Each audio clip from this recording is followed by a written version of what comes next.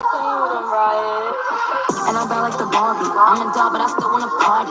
Pink felt like I'm ready to bend. I'm a 10, so I pull in a can. Like Daddy, Stacy, Nikki. All of the Barbies is pretty. All of the Barbies is bad. It girls, and we ain't playing tag. Rag, but he spank me when I get back. I'm in LA, Rodeo Drive. I'm in New York, Madison Ave. I'm a Barbie girl.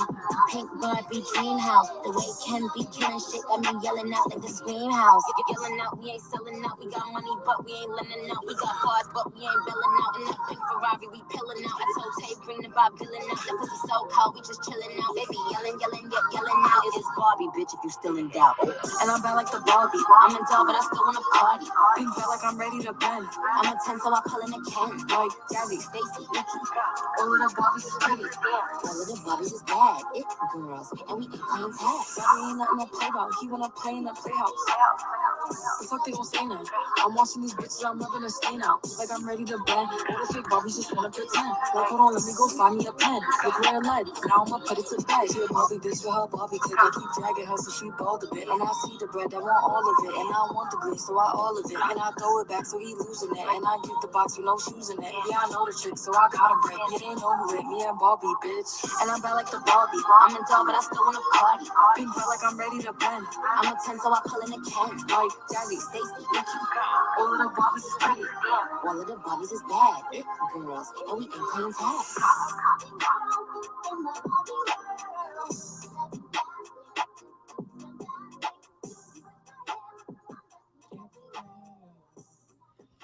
I love that song. What's going on, Conscious Crew? Oh, hey, happy Monday. Hope you guys are doing awesome sauce. I was on Instagram Live and they booted me because I had Barbie World playing in the background. They didn't catch it at first. But as soon as this iPhone fell, girl, and I had to knock some sense into her, girl, I guess her ears had opened up, girl, on this Instagram, girl. And they took a bitch clean off, girl, because of background music. What's going on, Reese G? Reese G must have fled over here from Instagram. Hey, Reese. Make sure you guys follow my baby father over on Miss Instagram, girl. Y'all know Reese G brings all of y'all's favorite web reality TV series, girl. What happened last night, Reese? Because I was knocked out, and if I'm not mistaken, did I or did I not read the caption correctly that nasty piece, a producer was being exposed of some kind? I don't know if I read that correctly, because I woke up to the notification in the middle of the loquacious hours. And when I got back up this morning, I was like, did Miss G go over and expose the bitch? What type of time was Reese on last night? I hope you still got that live up. I'm gonna have to call you, okay? Because we got a lot of catching up to do, and you clearly still out here on your bald-headed hoe shit, okay? So we're gonna have to talk about them bald-headed hoe games you be out there playing, Reese. Make sure you guys follow Reese over on Instagram. I almost broke my finger and thumbs clicking this link. Y'all, I'm in a good mood today. I had a real good morning cycle. We don't live in the past, baby. Okay, now it's the past all of a sudden. So 11 hours is the past. Got it. Be looking for my phone call nonetheless. Okay. Y'all, I had a real good cycle this morning. Y'all know I be bicycling every morning, girl. And then my papa had pulled up on me a few days ago and had brought me a whole new bike. So now I got two of them. And I'm gonna have to find me a partner in crime, because none of the people I'm connected to, girl, them hoes don't like to work out. They working out is going to the surgical table, okay? They don't want to Jack and Jill up them hills like I do, honey, okay? And feel that burn, honey, that very rewarding burn. I'm surprised that a lot of them who I be thinking would be interested in cycling is not, especially considering that the way they be cycling on them dicks, okay? I'm just like, girl, what's the difference between the way you give it up on a dick and a piece of trade and the way you're supposed to give it up on this bicycle and this tricycle and things? But nonetheless, girl, okay, I'm out there doing what I need to do.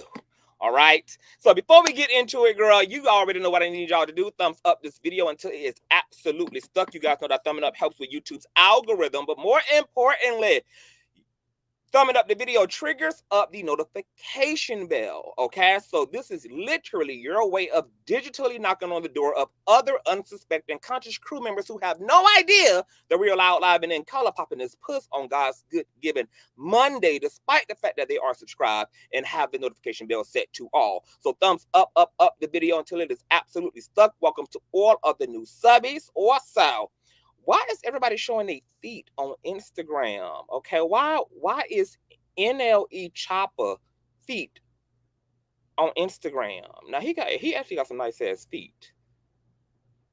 I ain't mad. They are highly. Come on, y'all. Y'all see that? That ain't bad, girl. Okay. I like when a man have his feet together, girl.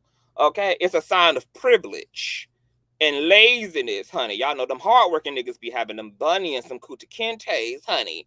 Okay, but this is beige privilege, girl. Okay, them feet wasn't made for walking, baby. Okay. My God, today. And look at all the nasty hoes in the comments who got feet fetishes, girl. Who rubbing on their clitoris at this man's long ass ET toes, baby. Okay, anyway, girl, we get into that later. Shout out to all of the new subbies. Make sure that you have your notification bell set to all because you never know what day or hour the king shall be kinging. And what else are we doing? What else are we doing? What else are we doing? What else are we doing? Oh, share the stream out wherever it is you have digital community, girl, whether that is YouTube, Facebook, MySpace, the dark side of Twitter and Tumblr, or your personal OF. I don't give a damn where you lay the link. Just let them whores know that we are loud, live, and in color. And with no further ado, honey, let's go ahead and push on through. Okay. I know a place where you can recharge your soul. Baby, that's Consciouztv. And in the midst of brokenness, he gon' see your asshole. Baby, that's Consciouztv. You gon' heal, you gon' laugh and catch a little shade. Ooh, girl. Y'all know he be slaying, y'all better stop playing. Come hear what he's saying. Ladies and gentlemen.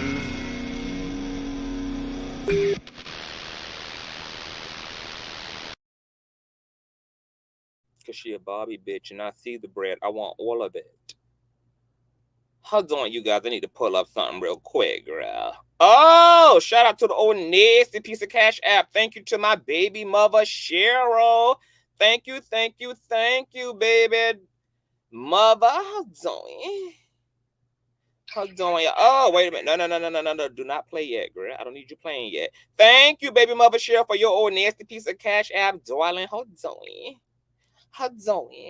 Let me heart my baby mama up. God bless you. You guys know that all donation information is in the description box and everything, honey. And it's in the scroll below. And my old nasty piece of ushers, girl, who be helping y'all to find y'all seating once y'all pull up in the sanctuary. They also be rotating the links and things. Thank you, baby mother Cheryl. I love you long time. Matter of fact, you guys, there is a comment I want to pull up that is here. Before I got started. Hey Deshaun, what's going on, love? I hope it's still in here. I hope I can find it. Hold on. I'm gonna screenshot this because I want to post this. Hold on. Let me screenshot this comment, girl. This is from Carrie, you all. And she just, made me feel all type of tingles, as well as my baby mother, girl, who throwing them bands on a bitch, honey. I love when y'all throw bands on the stage, girl, before a bitch even come out and hit the pole for y'all, honey. Okay, period. It's the anticipation for me. But it is, hold on. Carrie Pearson says, I have always tuned in here and there. But lately, you are separating yourself from average bloggers. You cover everything from gossip to political topics to UFOs. You are truly conscious. You have no idea how much that means to me, Carrie. I'm so glad that you finally have become aware that I am that bitch. Okay, obviously 43,000 people have discovered that I am that bitch, honey. Okay. But thank you so much. And, diversity and versatility is my skill set as a blogger. And I feel like it's my obligation to keep y'all on y'all toes, to entertain y'all, bring y'all news y'all can use, fuck shit as well. and to, stimulate y'all with some strange shit. And I'm glad that you guys are an audience that allows me to just pop my pussy from east, west, north, the mother south. Okay, so thank you, Carrie. Thank you, Lakia. Thank you, everybody. Hey, Brittany. Yes, that's why you have become my new favorite YouTuber. Period. Okay, so before we get into the show, because we're going to give the conscious crew members some time to get up in here. Hey, Bougie Barbie, what's going on, you guys? First and foremost, I want to tell you guys that, girl, I had deconstructed a whole lace unit last night, okay? So I got this hair. This is 42 inches of Brazilian kinky straight. You guys know the only texture I wear is textured units, girl. I'm into my African-American 3C coarse yucky shit, girl. I do not like hair that has no dimension, and I'm used to seeing my hair with texture, so I can only wear weave that is textured, girl. But this particular unit, girl, when I tell you this wig, girl, when I tell you this unit was thicker than the backside of Nicki Minaj, girl, okay?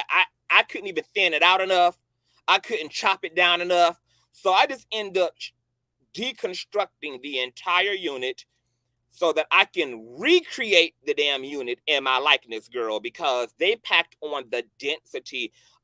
This video for this particular hair is going to be coming out on Wednesday. And I just want to let you know that if you order from this particular company, you're going to get a bang for your buck. And this was the lowest density they had, girl. And girl, Santa stuffed my stocking this Christmas, okay? The bundles were bundling, girl, but it was too much bundles. And I'm at that age now where I don't like voluminous hair. I like a natural density. And I like a medium to thin to slightly medium density because your hair moves better, it flows better, it blows better. And I be wanting to give these bitches that work when this shit hit the wind, baby. Okay, I just want the you see that, girl? Okay, just the slightest movement, bitch. You get sheen, you get vibrations, honey. You get a little, yes, honey. Okay, you see that, girl? You want it to just what? Okay, when y'all man call my name and I just swing that thing around, girl, and I just. Yes, honey. Okay, that's what you want it to be. So, I'm gonna be creating a new unit and giving up this 43. This is gonna be my cycling hair, girl. Okay, 42 inches and longer, honey. Okay, I want all that shit flying behind me like a cape. Okay. Also, speaking of hair and units and density. You guys know that we are under a retrograde. This is Venus's retrograde. It will last from July the 22nd to August the 3rd, okay? This Venus retrograde is all about your social, girl, your interpersonal relationships, platonic, family, biological, and romantic, okay? I posted in Patreon, and I also posted on the YouTube community wall what you can expect and give you guys some tips as it relates to your zodiac sign, so make sure that you guys check that out. And I wasn't expecting this, but ironically, one of my exes contacted me day before under this retrograde. And he has a habit of popping up coincidentally under a retrograde. Now, this particular ex is trash, raggedy as hell, tired as hell, diabolical as hell. But I'm thinking about making him an indentured servant. He can be my sex slave. I'm not attracted to him emotionally anymore or spiritually, girl. I used to be the Harley Quinn to his Joker, but I've really outgrown emotional bonds like that. And I don't feel the same way I used to feel about men's, girl. And I'm not remotely in love with nobody from the past, present, or the future. I really am only interested in turning these niggas into slaves. That's it, really, girl, okay? Very transactional interactions, girl, okay? So we'll see where that goes, girl. Long as I stay free of him emotionally, everything else will be good, girl, okay? He's only dangerous emotionally, girl, and mentally and spiritually. But, all that is sealed up with Gorilla Glue, girl. So it's no way for him to infiltrate me mentally and spiritually, girl. But, we may be able to do some swinging and banging in the bedroom, okay? Because I also don't like hooking up with new people. Like, everybody that I have had sex with over the past 15 years, I've recycled people. It's, very difficult for me to open up intimately in terms of sex with new folks. So I'm always like screwing my old boyfriends and stuff. I haven't probably had like a new partner since the girl that I had sex with last year. Okay, during one of the threesomes with one of my exes, because I wanted to just experiment with pussy. Okay, for one night only. And she was like the last new face as it relates to my sensual partner, Shy. But everybody else, girl, these been people I've been banging on for over a decade, girl. You know, I'm just not, and I don't even know what Jack looked like. I don't know what Tinder looked like, girl. I've never explored any of those type of apps. I'm curious to know what's going on those apps because everybody else around me be on Jack and be on Grindr and be on Plenty of Fish, girl. I don't even know what the app looks like. And I be thanking God I don't be having to scourge through, you know, these random ass apps for randoms in the city, girl. Okay, just to go get banged, just go get your coochie ate in the back alley somewhere, girl. Okay, I stick to my exes because they already know my mind map. They already understand the terrain. They already know what makes, you know, TikTok go kabroom, girl.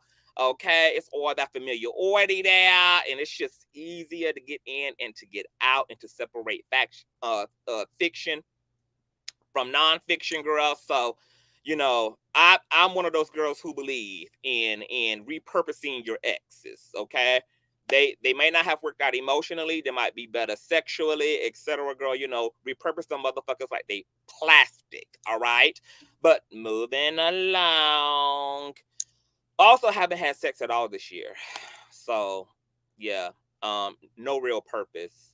Well, there is a purpose. I have been dating my career and dating my peace of mind. You guys know I made a lot of changes to my lifestyle this year. I cut off a lot of people, people that I love, people that I cared about, but I just can't do them up close no more. Girl, I had to long kiss them goodnight like Sonya Blade, bitch.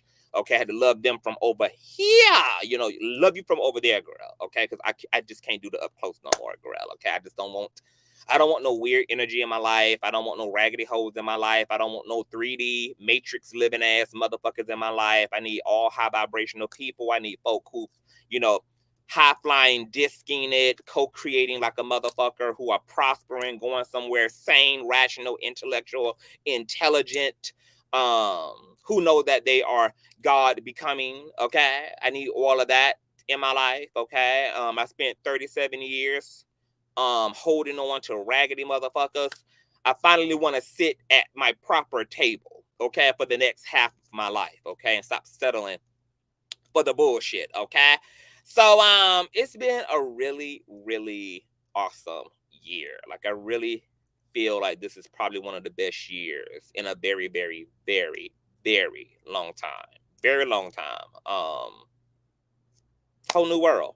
Now, before we get into hot topics, I have one more announcement, you guys. Lisa Dunn, aka you guys know Larry Reed, ex-wife Lisa, baby. Okay, she reached out. She called me yesterday because she's actually hosting a LGBT panel on the 15th. You guys know or may not know that Lisa started a podcast, girl. Okay, she done became an influencer and a content creator, girl. She done joined me and Larry Reed out here in these sky reeks, girl.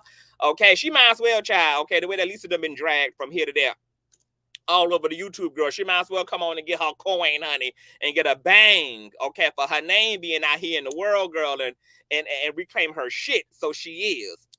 And she covers everything, girl, from sports to political commentary, girl, the pop culture. I mean, Lisa is full fucking circle. Well, recently she had found her and her co-hosts having an episode on their podcast regarding the term cisgender. You guys know there was a bunch of drama with TS Madison and this TikToker by the name of It's Blessing Rose, and there was a lot of kerfuffle over the ideas of womanhood and the term cisgender and periods and menstruals and titties and areolas and all of that, girl. And Lisa had said, girl, that it wasn't until her and her co-host, who is also another biological heterosexual woman, that it was halfway through their commentary that they realized they didn't know what the hell they was talking about.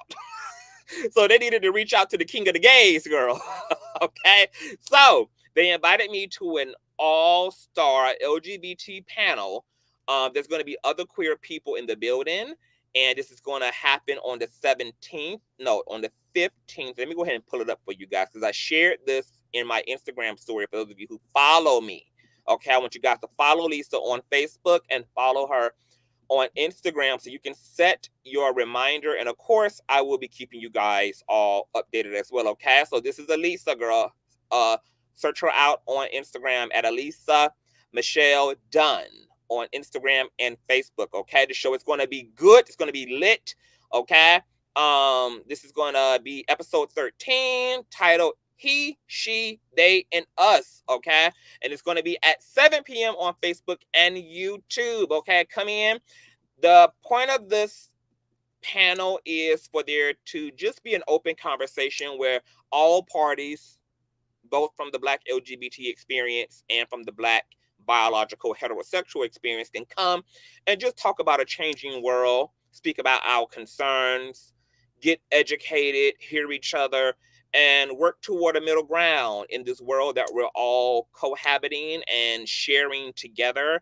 I feel very honored to be a part of this panel discussion. Also, my baby mother Latrice is going to be there. I'm so excited to also be next to her, girl. Y'all know I live for some Latrice, girl. If you guys have not watched Reading Things My Way, which is Larry's reality show, girl, and starring, co-starring his family, girl. So good. Episode 1 and 2. Check it out. Latrice had to go on episode 1, but she is also a member of the Rainbow Coalition along with myself. So we're going to be getting into some things, child. So once again, keep your eyes out on the community wall. I will keep you guys lifted and informed, and it's going to be a balancing conversation. So yeah, pray for all of us, y'all, because y'all know how these conversations can get, girl. Okay, Jessica says CTV is given and he deserves the likes, period. Never settle when you look like you do, both physically and mentally. You are a catch, boo. Thank you, Sharon. Hi, Starr. Hey, y'all. So let's get into it, girl. It has been a lot going on, and I have not been able to get to these topics. For some reason, I've been dragging my feet. We're also going to be doing part 2 of the UFO hearing between Congress and military personnel. I'm going to be bringing on some guests to get into some things in part 2 of our review of Congress hearing regarding extraterrestrial bodies, crash sites, UFOs, the re-engineering of this technology, girl. The aliens have essentially landed literally at the fucking White House. Okay. Now, first thing we got to get into, girl, is Miss Joseline Hernandez, who, as she likes to say, has been susposed, baby. Okay. Joseline Hernandez, as you guys know, was whipping off a bunch of bitches' asses, girl, backstage of the Floyd Mayweather fight, about a month or 2 ago, girl. You guys know, we learned from the police report that Joseline not only had attacked multiple individuals, but she also attacked the man.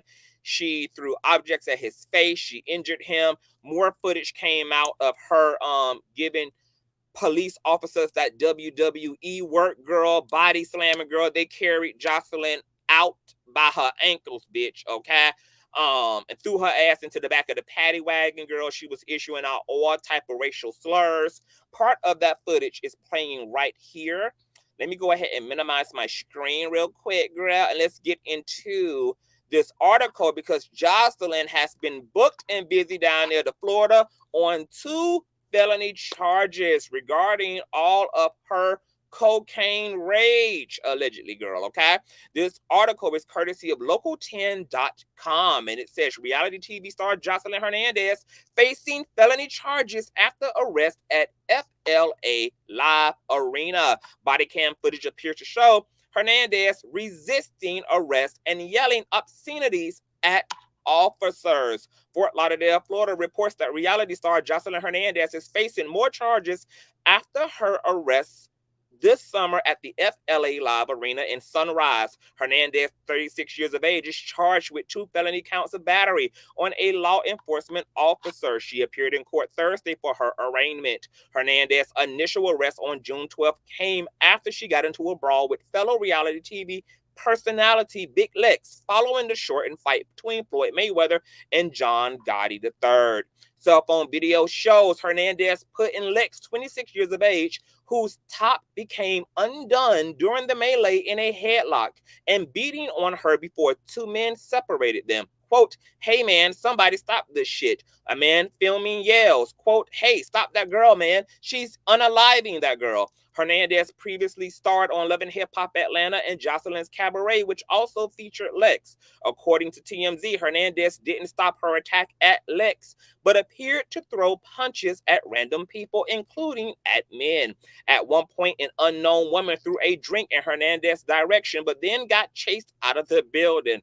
The body cam footage shows Hernandez continuing her tirade against responding Sunrise police officers, telling them, quote, "I don't want no pale man touching me." As Hernandez appears to resist arrest, multiple officers take her to the floor and handcuff her. Quote, "You gay slur ass biatches.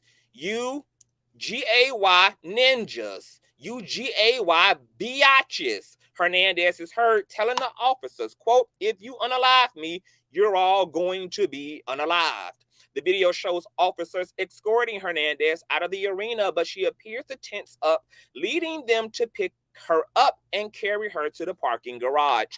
Quote, "Tell your black mama I said it, you biatch." Hernandez is heard shouting at a black police officer who was amongst them to carry her out of the building. Quote, "How dare you? How dare you treat me like that in front of these pale..." Another slur. In addition to the new charges, Hernandez also faces battery, trespassing, and resisting an officer with violence. According to court records from the Broward Clerk of Courts, Hernandez has agreed to enter a standard pretrial release program. As part of the program, she must stay within Miami-Dade, Broward, or Palm Beach counties unless she receives permission from the court to leave the area. She is not allowed to possess any weapons, and she must not have any contact with Lex. Girl, who has her daughter?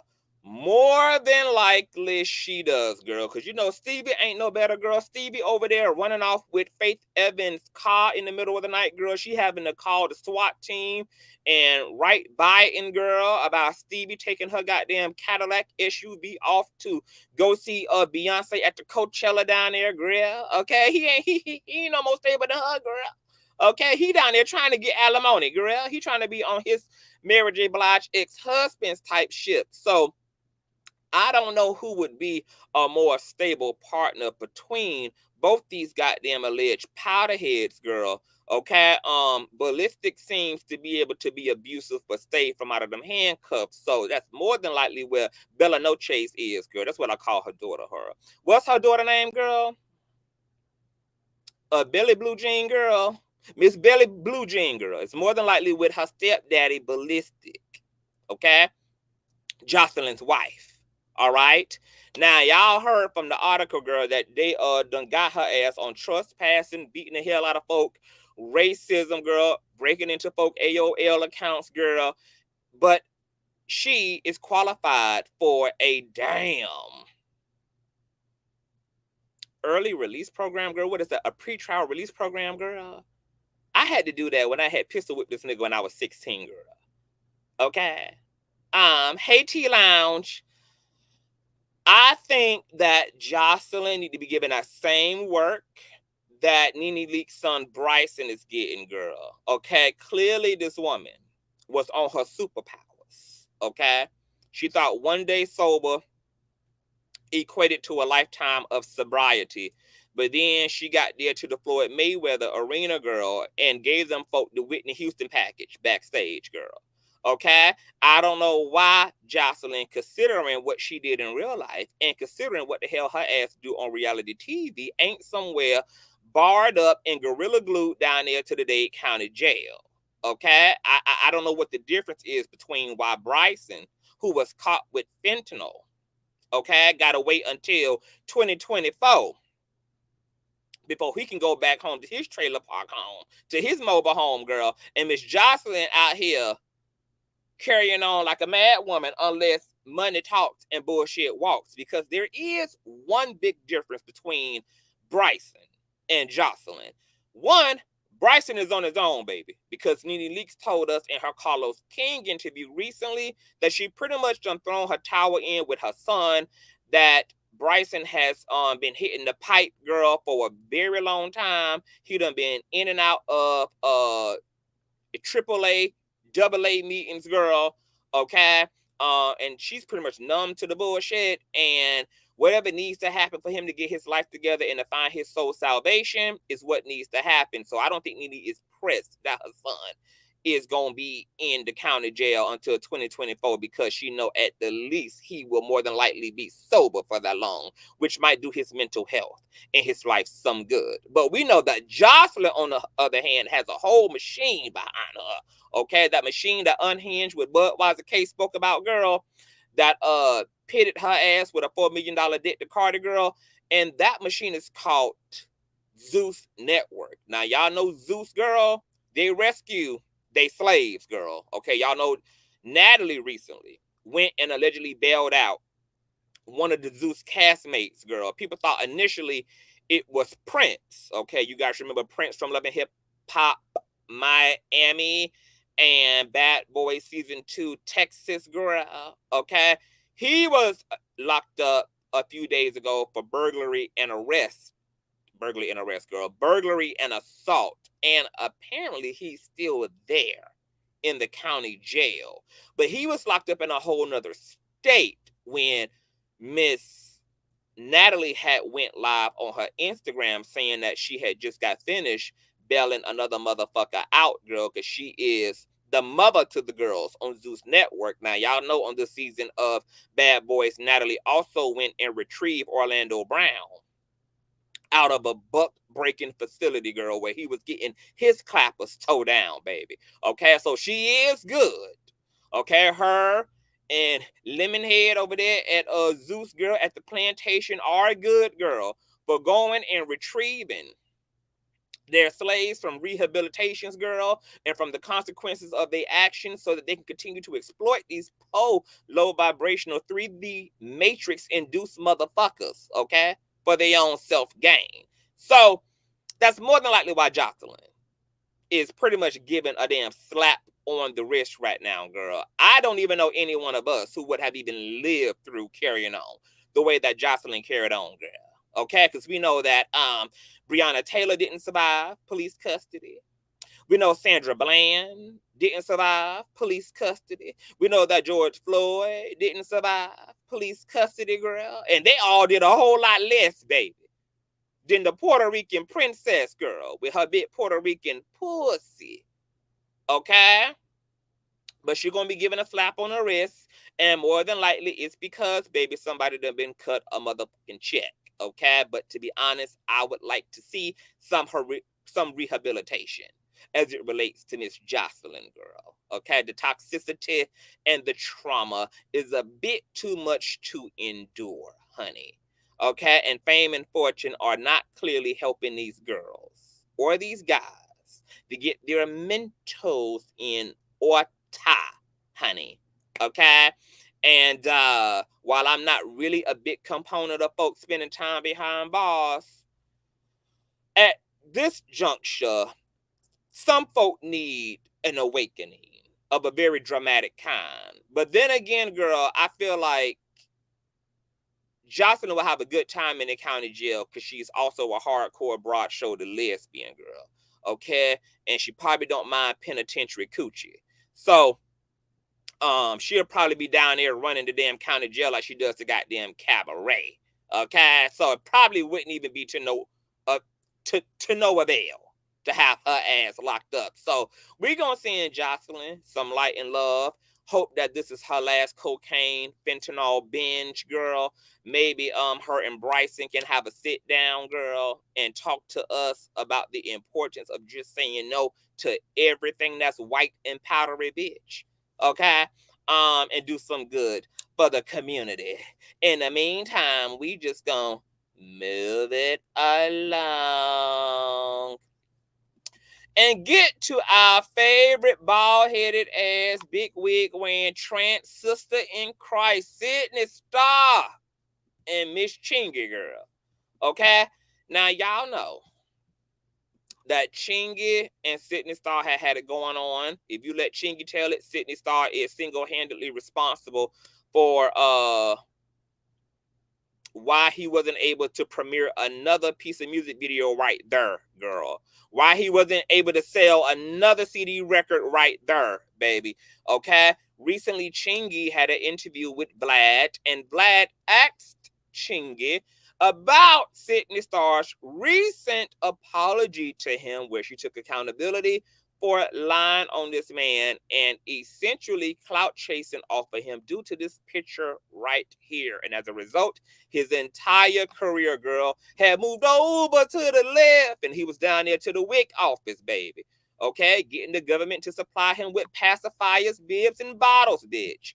So let's take an old nasty look and listen to this whole entire piece of bullshiggity, girl, okay? Former rap superstar Chingy details how a transsexual sabotaged his career. After dropping off of the map for a few years, St. Louis rapper Chingy has resurfaced, and he's setting the record straight. No pun intended. Back in 2010, a transsexual named Sidney Star, who was looking for 15 minutes of fame, took to the media to say that she and Chingy had a secret homie lover friends undercover ash relationship which set the hip-hop world ablaze. 2 years later, Sidney resurfaced to say that not only did she lie about her relationship with Chingy, but that he didn't even know she was a transsexual when they met at a show in Chicago. Unfortunately, by then, the damage was done, and Chingy's career had already taken a hit right in the center of his ass.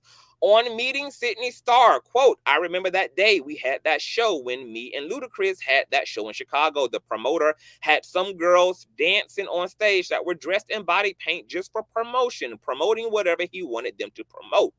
And one who I thought was a young lady came up to me and wanted a picture. I just took a picture. I thought she was a fan. I thought it was a young lady who was a fan. She seemed pretty cool. I took the picture and that was it. 2 years after that, I see something come out of some bull crap about this transsexual person was in a relationship with me. I was just like everybody else. I didn't have a clue as to what this person was talking about.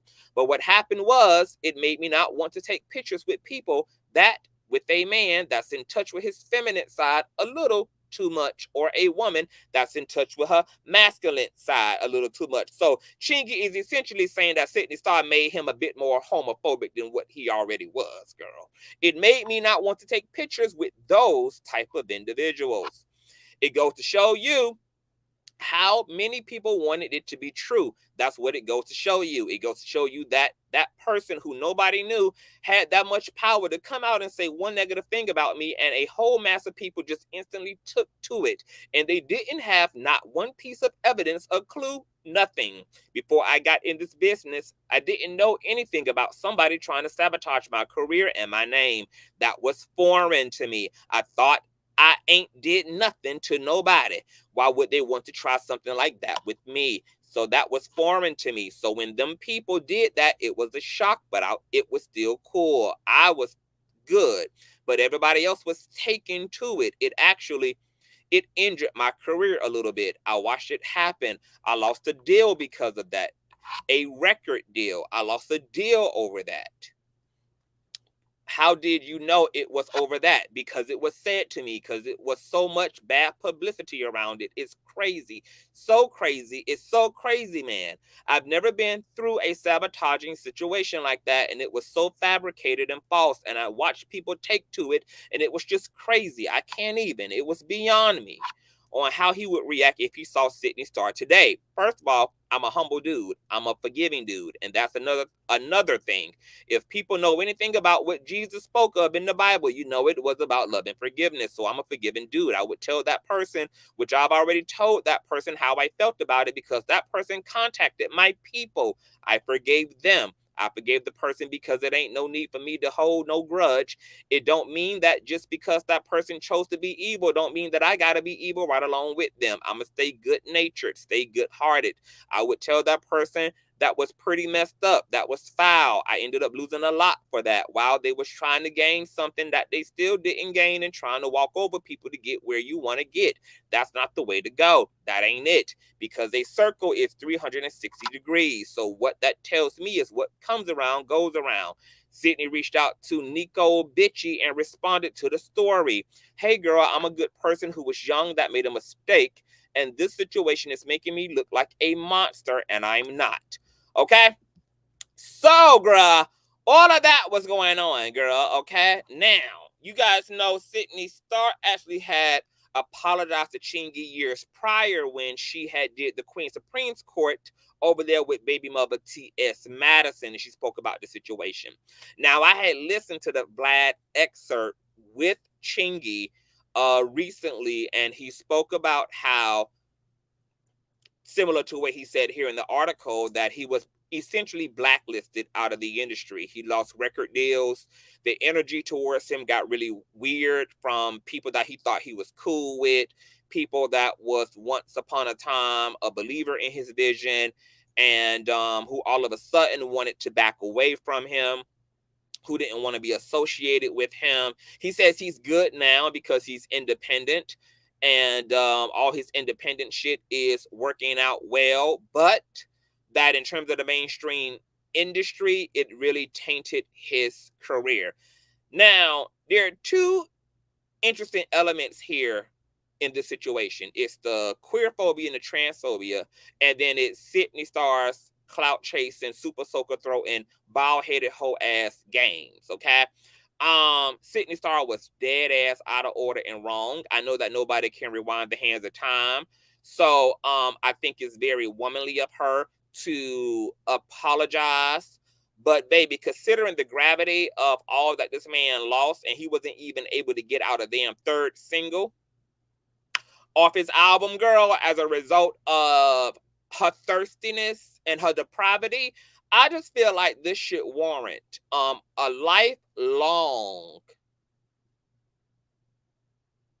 session of head from Sidney Star, baby. Chingy, the damage already done, baby. Okay, the folk already think you on the download. They already think you trans attracted, baby. So you might as well just go ahead and get Sidney Star to just swallow up, you know, to open up that throat, girl, for the rest of her motherfucking life, baby. Just go ahead and put her on her knees and let her make it up to you, baby. Okay, kneecaps on fire, baby. Sidney Star, grab your helmet, grab your knee pads, and get to praise and worshiping this man, girl, from down under, as a result of what you done did to this man, baby. Okay, because this type of sin, this level of sinning, bitch, needs to be atoned, baby. This is certain type of shit that happened, girl, that you can just, you know, put over into the forgiveness, it is what it is, fuck them category, and then other things reserve restitution, baby. This deserves restitution, bitch. Okay? This man had to get back on food stamps as a result of what Miss Sidney Star did, baby. Okay? This man had to move back down there, girl, to them goddamn apartments, girl, where they base your rent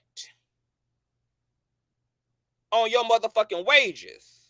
Okay? They base it off your income, girl. Okay? Chingy damn near had to start breastfeeding his own damn child, girl, because he couldn't afford no milk and no honey and no milk and no cookies, girl. Okay? So, since Sidney Star loved to produce some OnlyFans content, and she's a very sexual lady, baby, she need to get to sucking on that dick. On period, honey. She need to get to throwing that ass in a circle, baby. She need to get the, getting Chingy to bust some goddamn nuts, baby. Okay, I mean, she got to make up the difference some goddamn well, baby. Okay, because that is just too much, honey.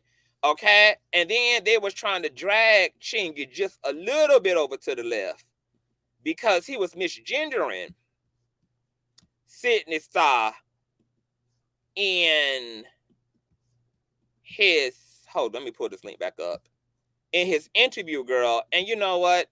Y'all know how we go up for LGBT people here, girl. I am a queer man, my damn self. Okay? I'm that bitch. Okay, I'm king and queen of the gays, girl. But it's never right to misgender.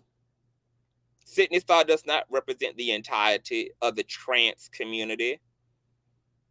But I'm also going to act like, girl, this man does not have every right to be petty in some degree, considering the gravity of the consequences and repercussions of her choices on his direct life. Like, you took a whole plate and the table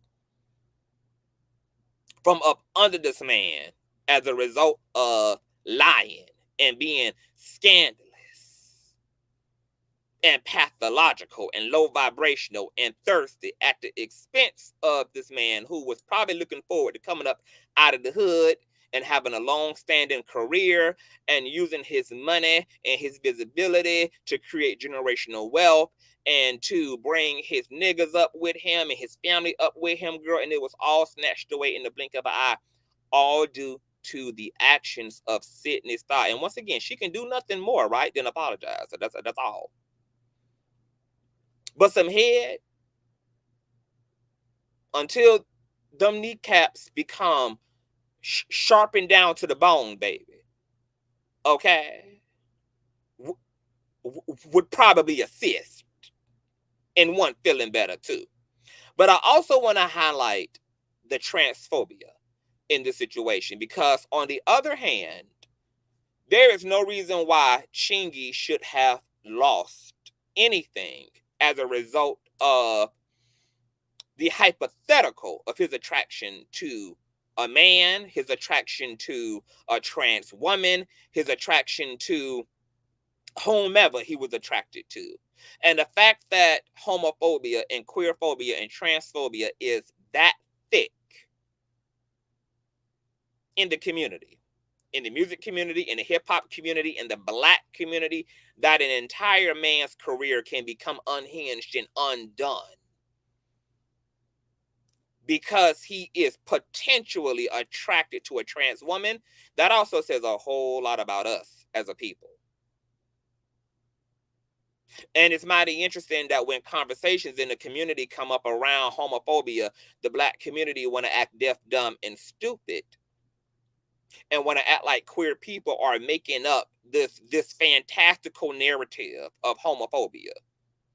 But then you have manifestations like this, and how soon we forget that to even be perceived as gay, to be perceived as trans, to be perceived as trans attracted, girl, could literally turn your entire life upside down.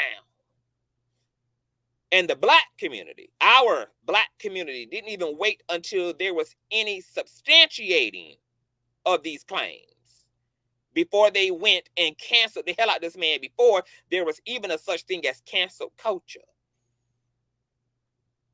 That queerphobia was so thick in the Black community, girl,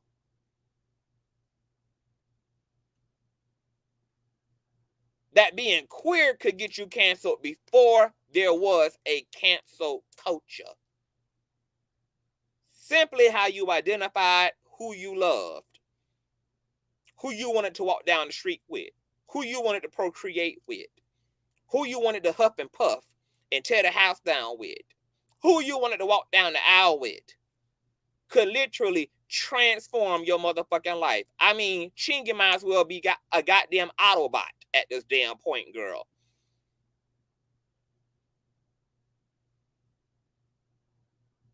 He might as well consider his damn self trans, girl. His damn career is transgender, girl. Because he damn transitioned along with Sidney Star's ass. So, I don't know if this day and age is over with. And that's what's kind of scary.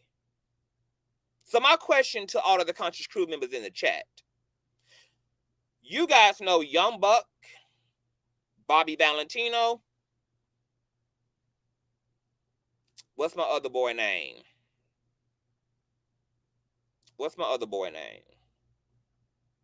Malik Yoba. All have been outed to some degree admitted to being trans attracted, to being on the spectrum.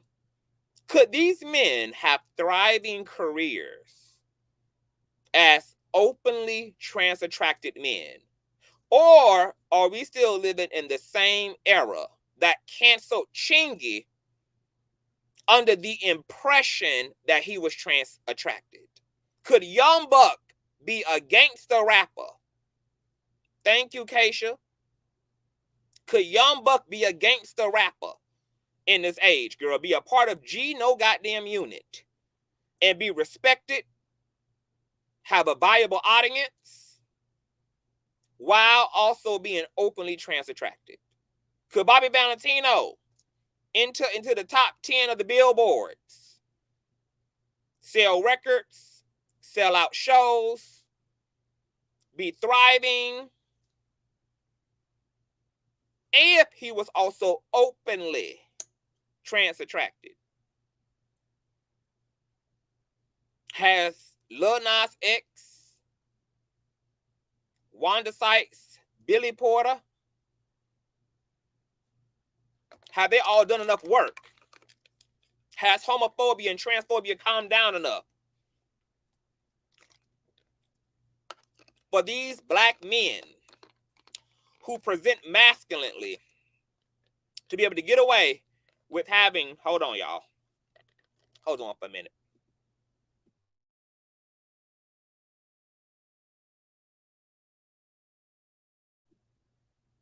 Could these masculine presenting men be able to get to a bag and get back to their trans girlfriends and wives and fiancés without a discrepancy in their careers? Moesha says, some era we saw it ain't happening last week and the week before. Mud love us too ignorant to mind their own business. Gabriella says, no. Hey, Royal. Starr says a gay man was stabbed, but dancing in the street is scary. I don't know if they could, although they should be able to. It is sad. Dawn Phillips said, the fact that she's not popping, even though Pose has, okay, y'all talking about something else.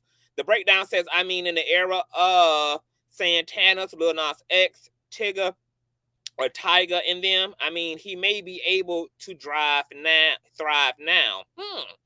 Okay, Lock Aces says, nope. Gabriella says, unfortunately, people are stupid. Sabra says, unfortunately, I don't think so. A damn shame, girl. That in 2023, the era where everybody always say to a download person, girl, it's 2023, who cares? Apparently, 90% of the black community still gives a fuck. Apparently. Okay? In the era of who cares? Apparently, everybody and their mama still do. This is atrocious. And this is exactly why queer folk, especially black queer folk, are standing on a square, being unapologetically them, and trying to encourage an inclusive ass society so that people's lives don't have to be damaged as a result of who they are and who they not. Because if transphobia didn't exist at the time that Sidney Star played these bald-headed hoe games on Chingy's career, Chingy would have not even missed a beat. Sidney Star actions and choices would not have even had become or had a nuclear impact the way that it did if it wasn't for it colluding with existing transphobia.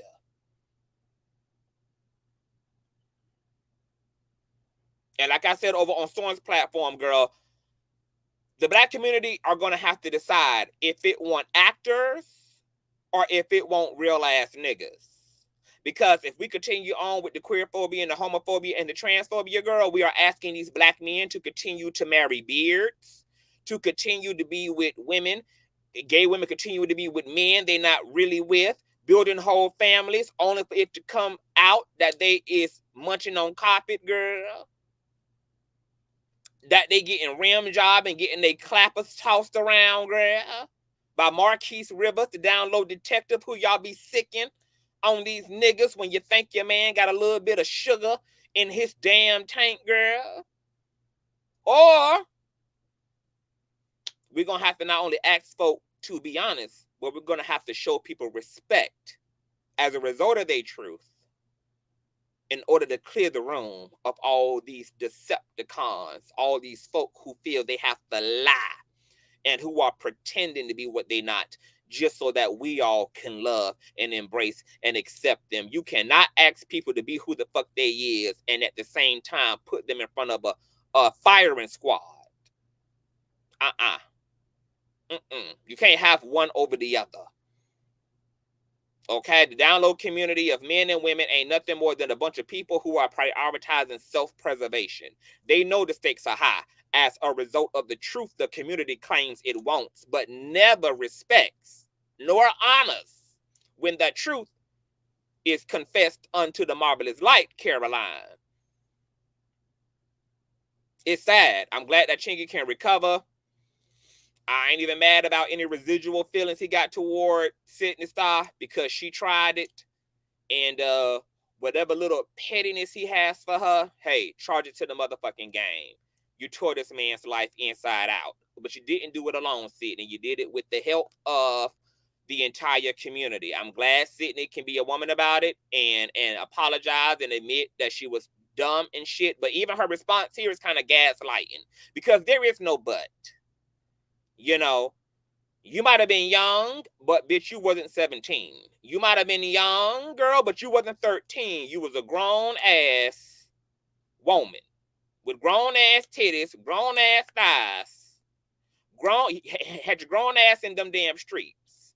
If you're going to apologize, just apologize. It don't matter how old you was, how young you was, where you was, how young in consciousness and in spirit you was. All it takes is, I was wrong as hell. I'm fucking sorry. And I'm glad that this man was able to recover from my bullshit. Period. Point blank. That's it. That's motherfucking all. Because at the end of the day, girl, I'm sure Chingy don't give a damn about how old you was and where you was at the time. You pooched through to his motherfucking show and decided to pull the drawstring, girl. And let it be known that that was not your real hair in that high ponytail, baby. Okay? So if Chingy come back and drag her ass, baby, hey, we just gonna move it along. Okay, shout out to Chingy, girl, with his cute arse. So speaking of clout chasers, baby, y'all know Carlee Russell, the bald-headed, penitentiary braids to the bike Hoover, Alabama woman who caught herself going missing on a Tuesday night after she done went down there to the China Hut and got her a shrimp dinner for her and her mama, girl, after she done saw a 3-foot-tall white toddler pooching around I-459 and just vanished right from under her wig, girl. Left her panties, her drawers, her Apple tag, her phone, her Gucci slippers, girl. Left the car running, bitch. That bitch wanted to let it be known she was gone, baby. Okay, left the cars in the engine, bitch. I mean, left the keys in the engine, girl, okay? Well, you know, she pulled up 2 days later down there to her mama's house, claiming that she got dragged through the forest by an out-of-shape, fat, white man with orange hair and a big bald spot and a red nose, girl. And then he took her on a wild goose chase for 2 days with flying reindeers all around the countryside, girl. Miss Hoover, child. Okay, had Hoover police employing every Russian military bot, girl. Getting NATO involved, bitch. Okay, calling in the submersible Titan, girl. Pulling out all the stops to find this woman. 49 hours straight, baby. Folk pitching tents, sleeping in their damn bunk beds outside, girl. People on scooters. People done brought out their best puppy child. Put their goddamn cats on this woman's trail, bitch. Only for her to go down there to the lawyer's house and admit that she kidnapped her goddamn self and she did it all alone, baby. And based upon how sloppy this whole shit was, because everything that got her ass exposed is what the hell she left behind. The dumb motherfucker left her phone, which is what they used to find out that she was searching for Greyhound tickets and shit to the Mexican border. Okay? The bitch was dumb enough to commit theft right on the job. She's seen at the local spa taking damn utensils and spoons and toilet tissue and robes and edible panties and shit, girl. Okay? She had them pulled into the goddamn parking lot of Target, baby, where they saw her coming out with Cheetos and Cheez-Its and 20-ounce Mountain Dews and shit, girl. Okay, this woman thought she was about to go camping, bitch. And as a result of her bringing shame and sheer humiliation to her family, okay, her boyfriend, her ex-boyfriend, that is, who had initially defended his ex-girlfriend, telling the public that to lay the hell off, okay, that yeah, she wrong as hell, but please take her mental health into consideration. After all, she just spent 49 hours with an orange-head Santa Claus and the reindeers in the sky, bitch, okay? Well, after she had done confessed like Usher, okay, to Plain and Hoover, Alabama Police Department face, girl, he had retracted his support and openly spoke out about his disappointment in her, okay, and seemingly socially distanced himself from her. But then he took it one step further, according to Media Takeout, baby. Carlee Russell's ex-boyfriend, okay, the one who I was going to punish, okay, by making him my boyfriend for 360 days, okay? I was going to have him endure a same gender-loving relationship where he had to have sex with me for 90% of the time during those 360 days of the year. Well, he allegedly had planned on coming down there to Atlanta, girl, to Sodom and Gomorrah, girl, to find love. Now, was it with the boys or was it with the girls, honey? Because who the hell is coming down to Atlanta to find love as a biological, heterosexual, big-bearded man, okay, whose face I think I deserve to sit on, okay? Well, listen to this. After Carlee Russell's arrest, boyfriend throws party in ATL nightclub looking for that big old LOVE, baby, and CTV got a whole lot of it to give to him. Carlee Russell's boyfriend reportedly contracted with an Atlanta party promoter to throw a party at a popular nightclub where he would be looking for a new love in his life. Media Takeout confirmed. So ladies, hell, I'ma add, or fellas, if you looking for a man who is willing to hold you down, even if you do something criminal, baby, Carlee Russell's ex-boyfriend and CTV's future partner might be who you're looking for. Well, if the answer is yes, ladies, make your way down to Club Rebel this Thursday and go get your man. Media Takeout spoke with club promoter who tells us that Thorma Latrell Simmons, the boyfriend, the ex that is, of Carlee and the future of CTV, is scheduled to appear at a club on Thursday. Here's the flyer that was produced for the event, girl. Okay? Search and rescue was the theme, girl. He was going to go down there and hand out clocks, y'all, to ratchet ass Atlantean video vixens, baby, who looking for a come up, girl. And it gets even better, according to Media Takeout. According to the initial post with the flyer, Thomas will be in the building looking to find love. The promoter claims that Thomas is done with Carlee and asks women, okay, want men to come to the club to meet the man that held her down. His current girlfriend, Carlee Russell, is currently out on bail, and she faces charges for lying like a motherfucker to police about being kidnapped and causing an international search, which diverted police attention from solving actual crimes. Throughout the ordeal, Thomas held her down and never told police or the media that he suspected that she was a lying ass bitch about that incident. And after she was caught lying and rumored to have snuck, it should say, out of town with her side dude, he still didn't turn on his bae, at least not then. Thomas instead asked people on social media to forgive Carlee and asked them to stop bullying, baby. So this man's social equity had went all the way through the roof, girl, as it relates to his loyalty to a woman he was already done with, okay? But then y'all know it had came out that allegedly, girl, he was messing around or had been DMing some stripper hoe down there to the country sector, girl, and Carlee was dragging the stripper hoe from here to 10 but 2, girl, and saying she privileged and high vibrational and she eat from high vibrational plates, baby, and this woman in her picnic chairs and her plastic red cups could never compete where they couldn't compare, baby. Okay, her and her family are Freemasons, girl. Okay, they eat with Osama bin Laden, girl. They get down there and have breakfast, baby, with the Roswells and shit, child. Okay, that they are a part of the elite club, girl. Okay, it was all type of going on. Well, Thomas pulled out of the whole ordeal because apparently his attorney said that this was not a good look, especially when your ex-hoe is already under investigation for playing these type of bald-headed hoe games in the public, girl. And here it is, not even 48 hours, you ready to sign a damn Viacom contract, girl, and give these girls one chance at love with you on VH1.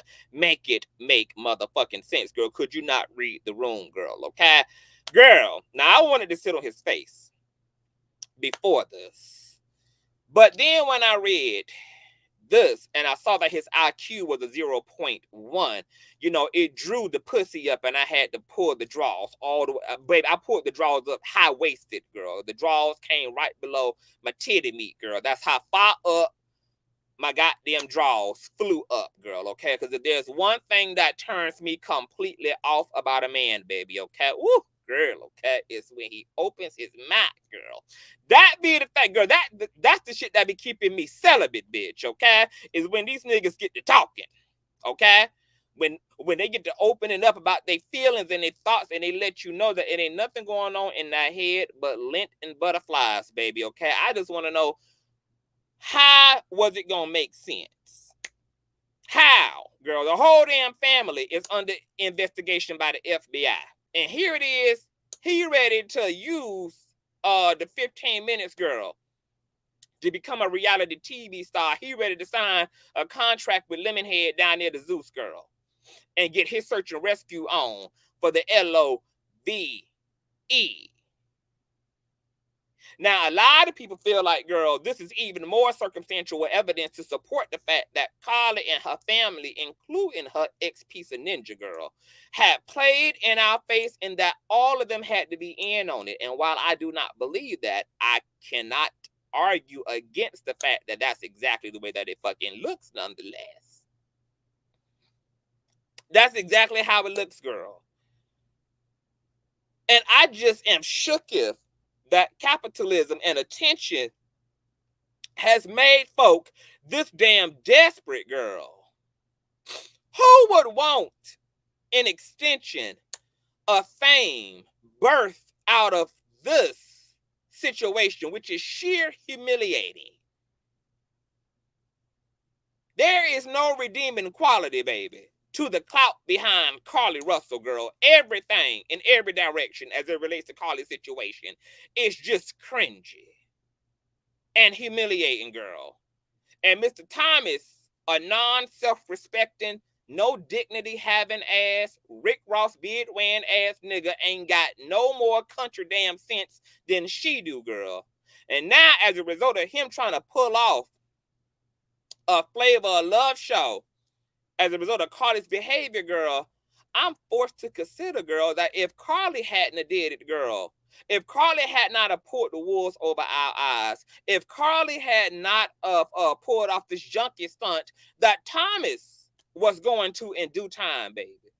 It was just a matter of who was going to get to the bullshit first, okay? Carlee just beat him to the punch. Now I can see why they was together, because both of them are starved out, girl. So I think Hoover, Alabama ought to open up an entire investigation and inspect the water down there in the Hoover wells, girl, in the Hooshin rivers and ponds, bitch. Because I need to know what the hell is going on in Alabama. They got hoes at this level of Desperado. And then y'all know there was our other big titty ass nigga girl who caught himself exposing Carlee Russell during the time that she was missing, girl. He the one who had put out the rumors that she had got pregnant allegedly by a 17-year-old boy and was trying to run down there to Georgia to get an old nasty piece of abortion behind her family's back. Okay, and he was like real lit off this idea of putting Alabama on the map, baby. Okay, he was really pressed about using the Carlee Russell drama to put Alabama on the mizap, girl. I stand by my initial beliefs that the U.S. military needs to nuke Alabama. Alabama needs to be nuked off the map, bitch. It needs to be separated. They need to blow this bitch off the continent, turn her into an island, drift her over all the way over, girl, to the left, girl. Let her be an independent state, an independent situation, girl. Give her her own pronouns over there. I don't want nothing to do, because everything that done came up out of Alabama so far, baby, is just embarrassing. I don't know whether Alabama is full of orphans, bitch. I don't know if it's mostly single-parent households down there. Something is happening in the atmosphere, in the energy, girl, in the living of Alabamians that just causes them to be severely deprived to the point that they will use anything they can to bring attention, no matter how embarrassing, damaging, or incriminating it is, baby. Okay, and that is worth a whole Netflix docuseries, bitch. I want Alabama nuked. Nuke, bitch. Send the motherfucking missiles. Press the launching pad, girl. Enter the secret code, girl. Send the motherfucking missiles to Alabama. Because at this point, I'm shooketh. I'm shooketh between Carlee, between the nigga who couldn't stand her and was exposing her for days, girl, trying to put Alabama on the map, coupled with the clout chasing that followed from the ex-boyfriend, 3 times the charm. Kamala launched the fucking nukes, bitch. All right? Move it along. Y'all favorite bald-headed sister in Christ, Tiffany Haddish, baby. Okay, who also is down there at the welfare line with Bryson and down there at the welfare line with Miss Chingy, girl. Okay, also has found herself having a blast from the uncomfortable past, girl.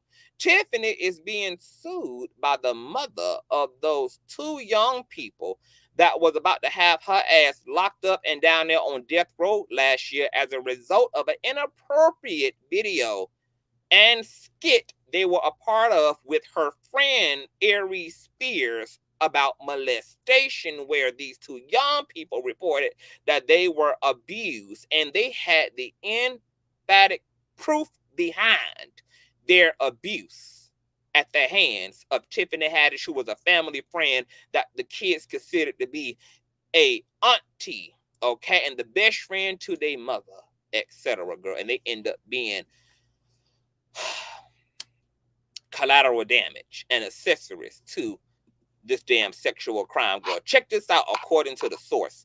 After a whirlwind of allegations and videos was released, a pair of siblings dropped their lawsuit against comedians Tiffany Haddish and Aries Spears after accusing them of grooming them for a series of inappropriate comedy skits. Now their mother, who is a former friend of Tiffany's, is suing her and Aries for defamation of character. Radar Online reports that according to court documents obtained by Radar Online, Haddish and comedian Aries Spears have been sued by Trizza Morris. Trizza said she was friends with Tiffany from 2011 to 2020. She said she met Aries in 2014, but has never had any friendship with him. The suit says that Tiffany became close to Trizza's family and her children, referred to as Auntie Tiff, she said in the summers of 2014 and 2013.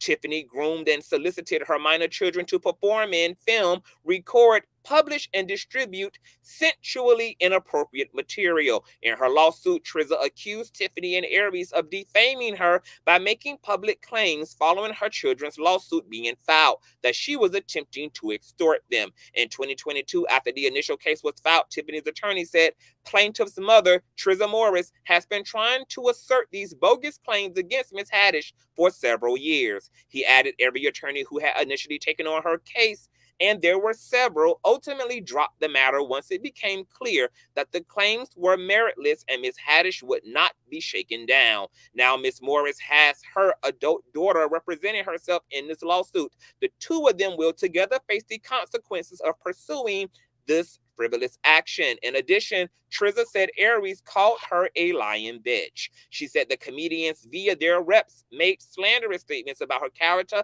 integrity, morals, and ethical values. In her suit, Trizza claimed despite the public statement by the comedians, the alleged extortion was never reported to any authorities. Trizza Morris did not file the lawsuit against Tiffany Haddish and or Aries Spears that initiated the legal proceedings, which promoted Tiffany Haddish and Aries Spears, or it should say prompted Tiffany Haddish and Aries Spears to make false statements and allegations of extortion against Trizza Morris. Ms. Morris was not named as a party in the lawsuit, nor did Ms. Morris' name appear on any court documents that led to the malicious statements by Tiffany and Aries. She claimed the comedians attacked her in an effort to distract from their own behavior. Trizza claimed that her name was dragged through the mud on blogs and in the media. She said she was described as a cunning, conniving, deceitful ex-friend. In her suit, she said she contacted Tiffany and Aries attorneys in February of 2023, asking them to release a statement clearing her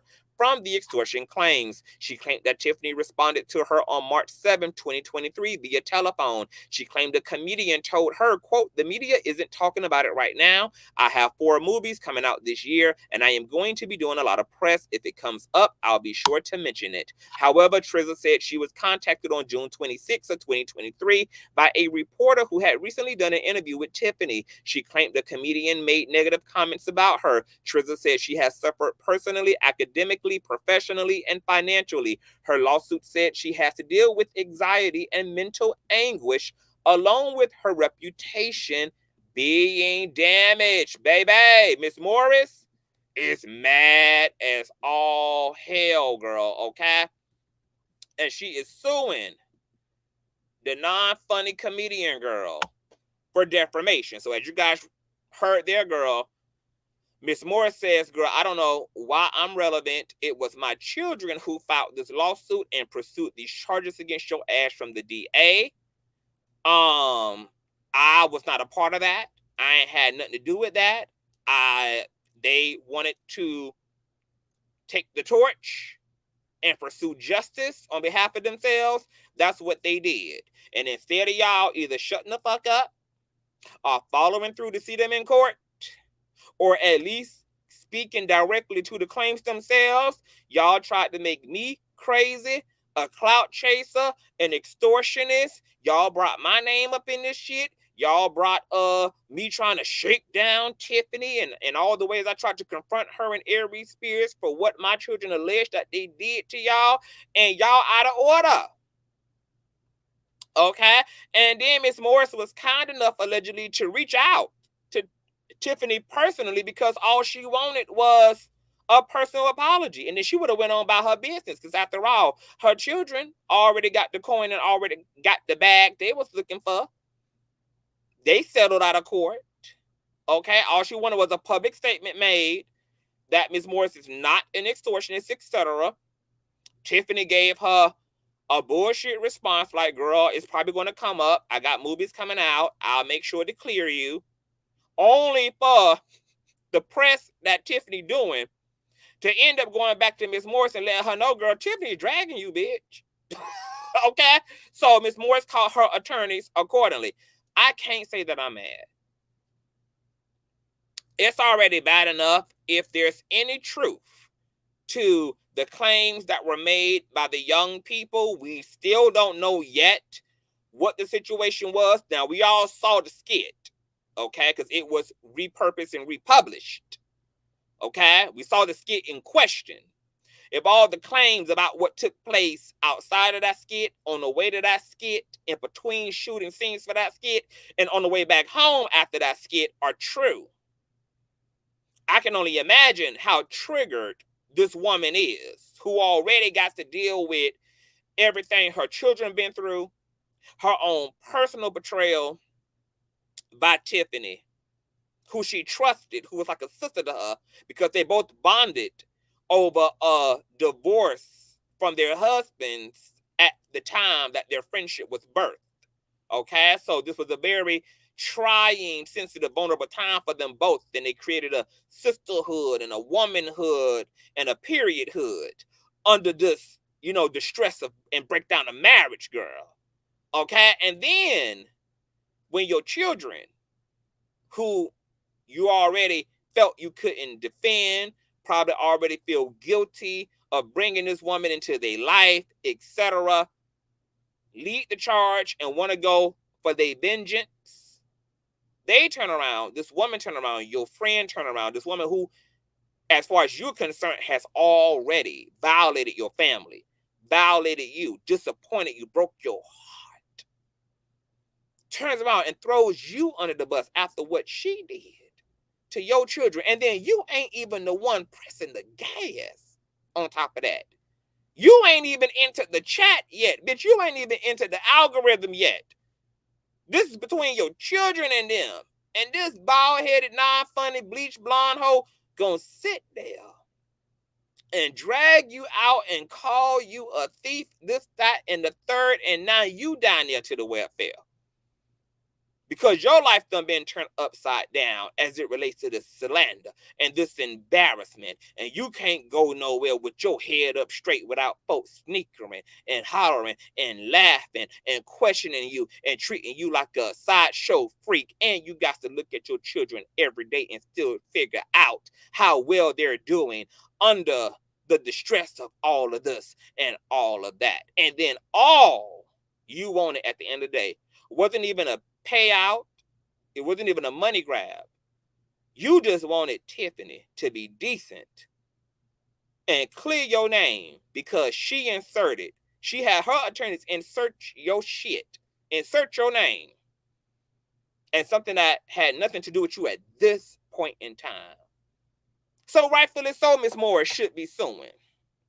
And nobody can even argue that Miss Morris is chasing money, because she reached out to Tiffany simply just to ask Tiffany, could you correct the narrative, please? You famous. I got to live down here at the bottom of the pyramid. This is a whole different type of impact on my motherfucking life, girl. You get to go still be bald-headed and non-funny and famous. Okay?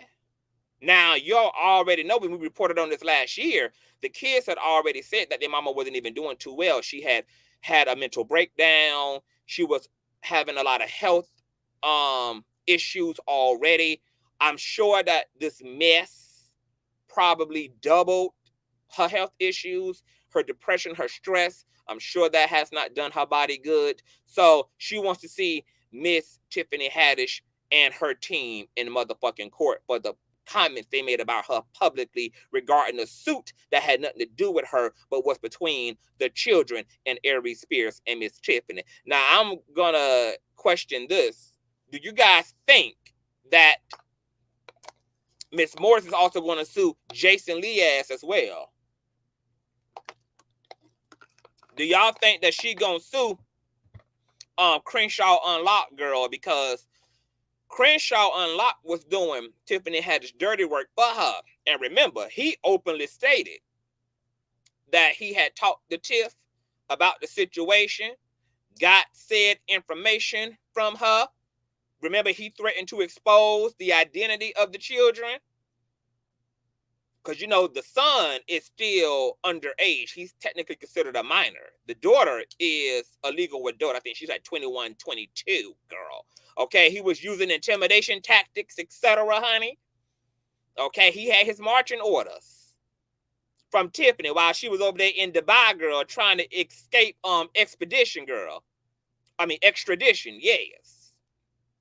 So do y'all think that Miss Moore should also add Jason Lee to the lawsuit, who used his platform, girl, to smear the fuck out of Miss Morris, girl? Remember he posted the publicity stills of Miss Morris at a Tiffany Haddish 67th birthday bash, honey. What y'all think? Jason is way too mixy. That could be the move. Not even the underbelly of Hollywood can save her. She better. Maybe the success.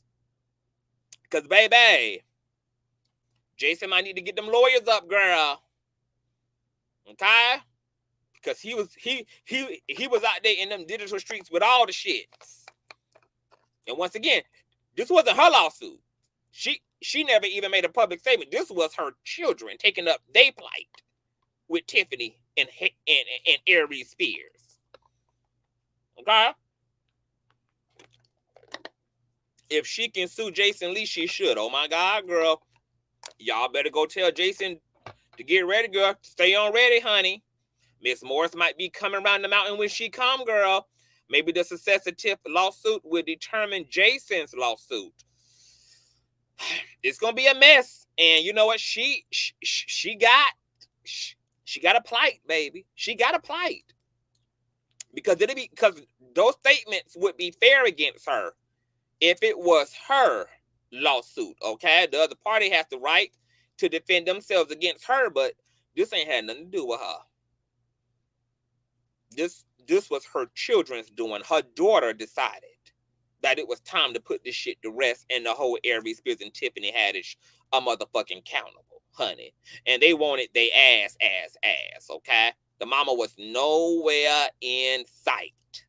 So why was this woman thrown all up under the bus, baby? She didn't do no sit-downs. She didn't break bread with Oprah on Super Soul Sunday. She ain't sit down with Vlad TV about it. She ain't go down there to the Soul Train, girl, and occupy the microphone. She ain't get honored by BET about it, girl. She was completely out of sight, out of mind. This was between the children, the young folk, and Aries and Miss Tiffany, girl, okay? Now, I don't know how much she going for her, honey, but more than likely, what's going to happen is it's going to be a payout. This two going to get swept under the rug, which is really dumb. What's going on, St. James? Hey, Mary. What's going on, FRIDAYZ? This real stupid. This real dumb. Like, and how dumb is Tiffany, girl? Girl, just give this woman whatever the hell she want at this point. Because, you know, her children is about that action, honey. Like, I don't even know why Tiffany tried to play in this woman's face, especially when she around here complaining that she can't even shop at Rainbows, girl, because Hollywood ain't seeing about her. You would think at this point, girl, whatever it takes, honey, to keep everything settled out of court, Tiffany Haddish would be on part with. Okay? You done went down there and played to that woman's face, told her you was gonna have her back, and if it came up, you was going to speak well, only to drag the living hell out of her ass, okay? You dragged her from one side of the trailer home to the other side of the trailer home, girl. Okay? And you didn't think that them reporters was going to be messy, baby. Now they done went down there and done found Miss Morrison, girl. She down there to the damn adoption agency, girl, trying to adopt the child, girl, so she can get a check on the 1st and the 23rd, baby. Okay, as a foster care parent to make ends meet, baby. Okay, and the reporters done went down there, girl, and done told all of damn Tiffany Haddish's business to Miss Morris, girl. Now Miss Morris done called up the lawyers. And she probably coming for the broad neck of Jason motherfucking Lee, baby. I wonder what Jason Lee ass gonna have to say about this, girl. I wonder if he gonna address this on Hollywood Unlocked. I ain't trying to fight with anybody these days. If you got evidence against me, I'm conceding. I ain't got legal money to waste, period. Girl, you would just think Tiffany would have been She would have had a trauma response, girl. Like, yes, of course, girl, I'll go on Instagram Live right now. Matter of fact, pull up. I'm going to send you a friend request, girl. Baby, if Tiffany had any motherfucking sense, bitch, she should have sent the live request from Instagram immediately after the phone call, girl. Let's go ahead and clear this up, honey. Okay, you've been a friend to the end, honey. Okay? Whatever type of Kool-Aid energy that Miss Morris would have needed at this point, girl, especially considering that Tiffany knows she's a settled out of court, sweeper under the rug, don't want no smoke ass type of a bitch. Okay? But she gonna get that work now. And Tiffany, once again, just dumb. Just damn dumb. Okay? You were dumb enough to have these kids be a part of this damn skit, then allegedly lied about what type of audition it was going to be, girl. You told Morris and the children they was going to be auditioning for Nickelodeon and Cartoon Network and Disneyland and shit, child, only to find out, girl, that they was going to have to endure Aries Spears, girl, without a shirt on. Make it make sense, honey. While they played Rubber Dub Dub in the tub together, girl. Okay? Lied to the mama and all. And still making dumb decisions. Just like you thought working with Aries Spears was smart. You thought making these kids a part of this skit was smart. Then you thought dragging the mama about a lawsuit she wasn't even a part of was smart. And then you thought telling her that you was going to have her back just to go on and actually do interviews that, of course, are eventually going to be published as well, where you dragging this woman was smart. Is this woman just not dumb? Like, who is Tiffany Haddish's PR? Like, girl, this is literally self-sabotage at top tier level. Why would you publicly make disparaging remarks about a woman whose children you settled out of court with without reading the room and considering if those remarks were going to re-trigger that entire fucking family, bitch?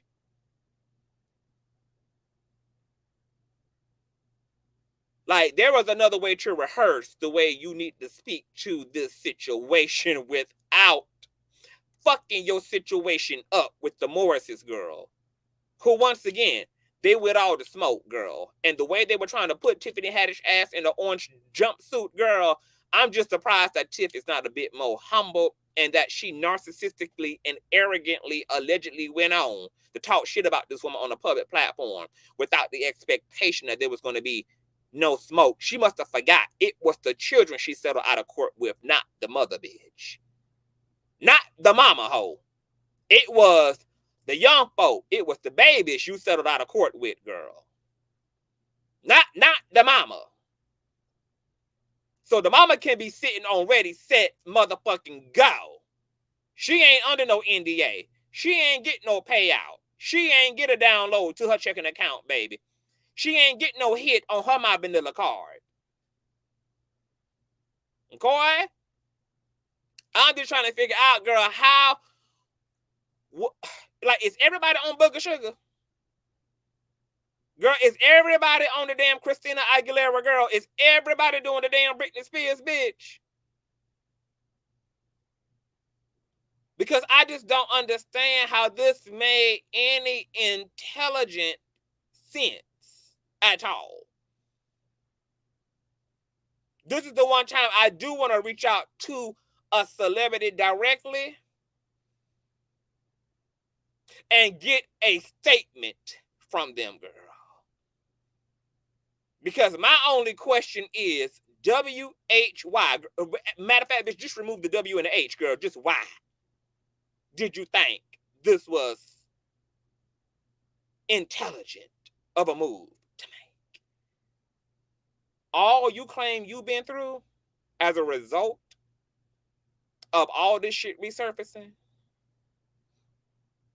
all you claim you lost, if you actually do got 4 movies coming out, you got back in the business by worshiping them goddamn gargoyles, by the hair on your chinny chin, bitch.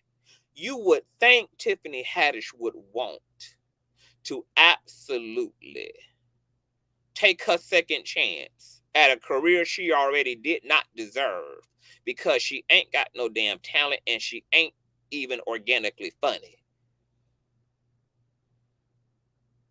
The mole on her damn lip has more comedic value in it than she does as a whole entire in the damn visual. You would think Tiffany Haddish would actually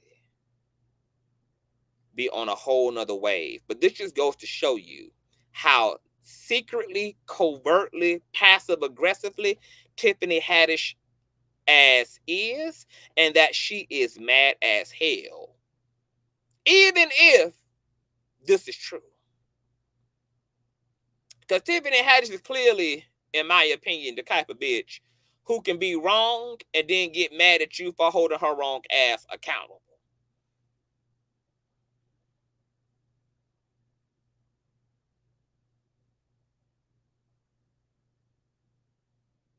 You would have thought she would be happy to be back doing movies instead of hosting Jason Lee's Soul Train Awards, girl. Down at the Bed-Stuy, New York, making $7 an hour, girl, on minimum wage with them damn hosting gigs, and would be happy to be cashing a Trump check again. And just keep that wide ass mouth closed. But the reason why she can't, girl, is because Tiffany Haddish is mad as hell, bitch. Okay? And she just couldn't help but try to get her motherfucking lick back in that interview. Now, we don't want to hear her playing no victim, bitch, because she gonna release another damn statement, girl, when the shit get going again, girl. She gonna act like she out here minding her business, girl, and doing the work of the Lord, girl, when you out here dragging this damn woman's name in the mud, girl, and she ain't even the one that sued your ass. She ain't never got out here at one point in time, girl, when the lawsuit was up and stuck and the prosecutors was running the receipts, girl, considering if the kids had a case, girl, the mama never not once entered the chat, baby. She never said a goddamn thing.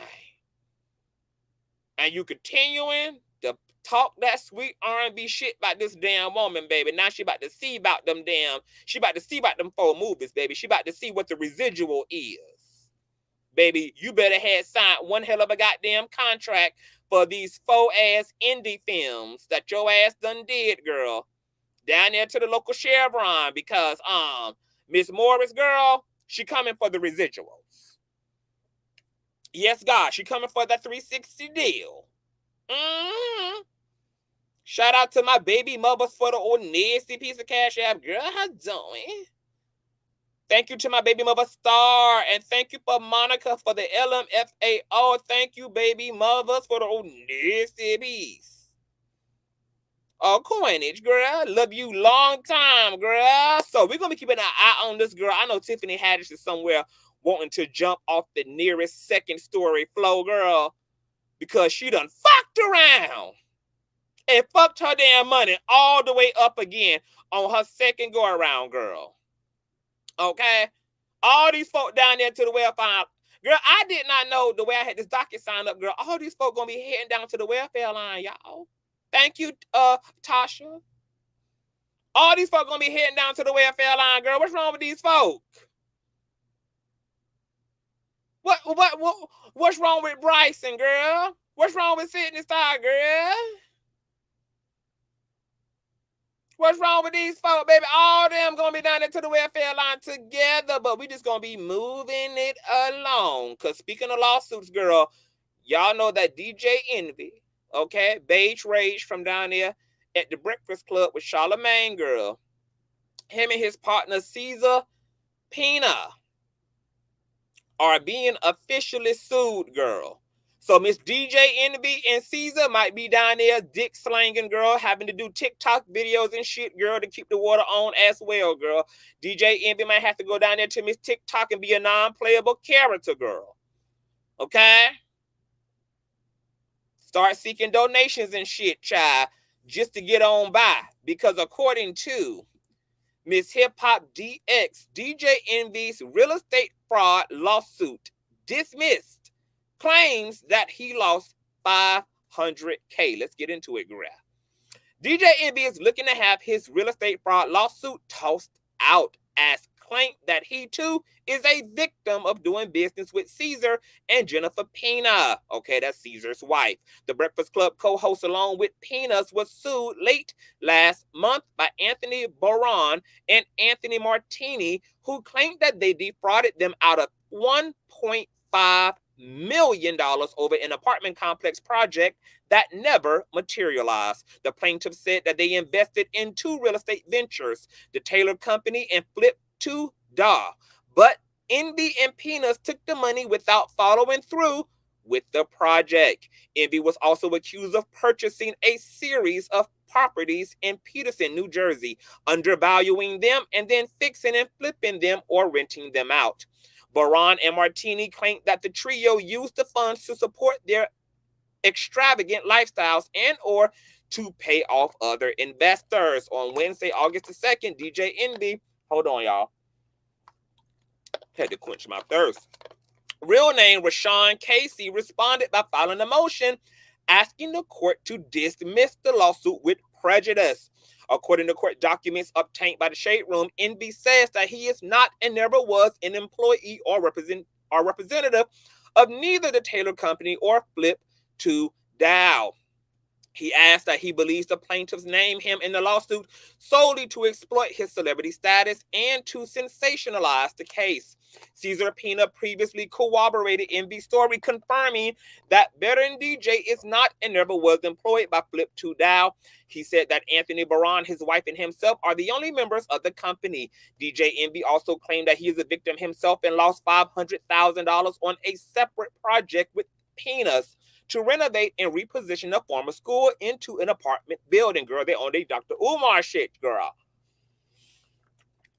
The couple allegedly promised Envy that they would return his initial investment within 1 year and he would receive a monthly dividend of roughly $17,000. However, Envy was apparently yet to receive any distributions or return of capital in connection with the project. The collective are due back in court on September 8th to iron out the dispute. Despite his plea of innocence, the lawsuit provided more ammo for Envy's car show rival Rick Ross to use against him. After news of the legal dispute broke, the MMG mogul threw another below-the-belt shot at the radio host on social media. Quote, "Time to tattoo that hairline too," he wrote underneath a photo of Envy on the Neighborhood Talks Instagram post. Prior to that, the pair had traded insults in the run-up to their respective car shows, with Envy mocking Razor's correctional officer pass and Ross offering Envy's wife and kids a job to clean his motherfucking swimming pool. My God, today, another goddamn group of people gonna be down there, girl, submitting goddamn housing vouchers, girl, and filling out applications. Now, y'all know this shit with DJ Envy was kind of shocking.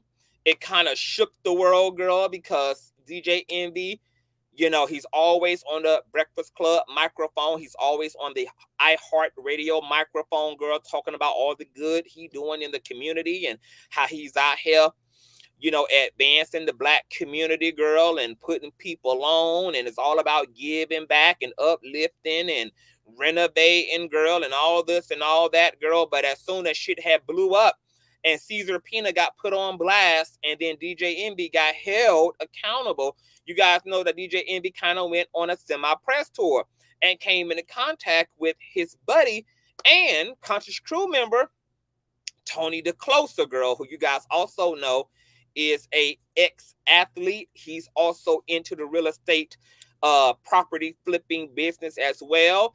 And he's becoming someone that is a go-to as it relates to exposing the alleged frauds in the flipping real estate industry, girl, okay? So a lot of Cesar and DJ Envy's alleged victims reached out to Tony DeCloser and exposed the fact that they met up both with Cesar and DJ Envy, and that one man had took some coin, girl, that he received from a payout regarding some type of a personal injury suit where he pretty much was rewarded $1 million, girl. And off the strength of being an avid DJ Envy supporter and fan, he did business with Cesar Pina, which is always accompanying DJ Envy as it relates to real estate conversations and seminars and workshops, etc.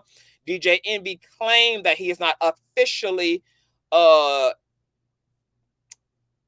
he doesn't do any real estate transactions with Cesar Pina as it relates to Cesar's personal real estate business, but that him and Pina only do business as it relates to his properties and his personal interests. But all these other people, as far as Cesar's company, him and his wife, he ain't got nothing to do with that. His name ain't on none of that.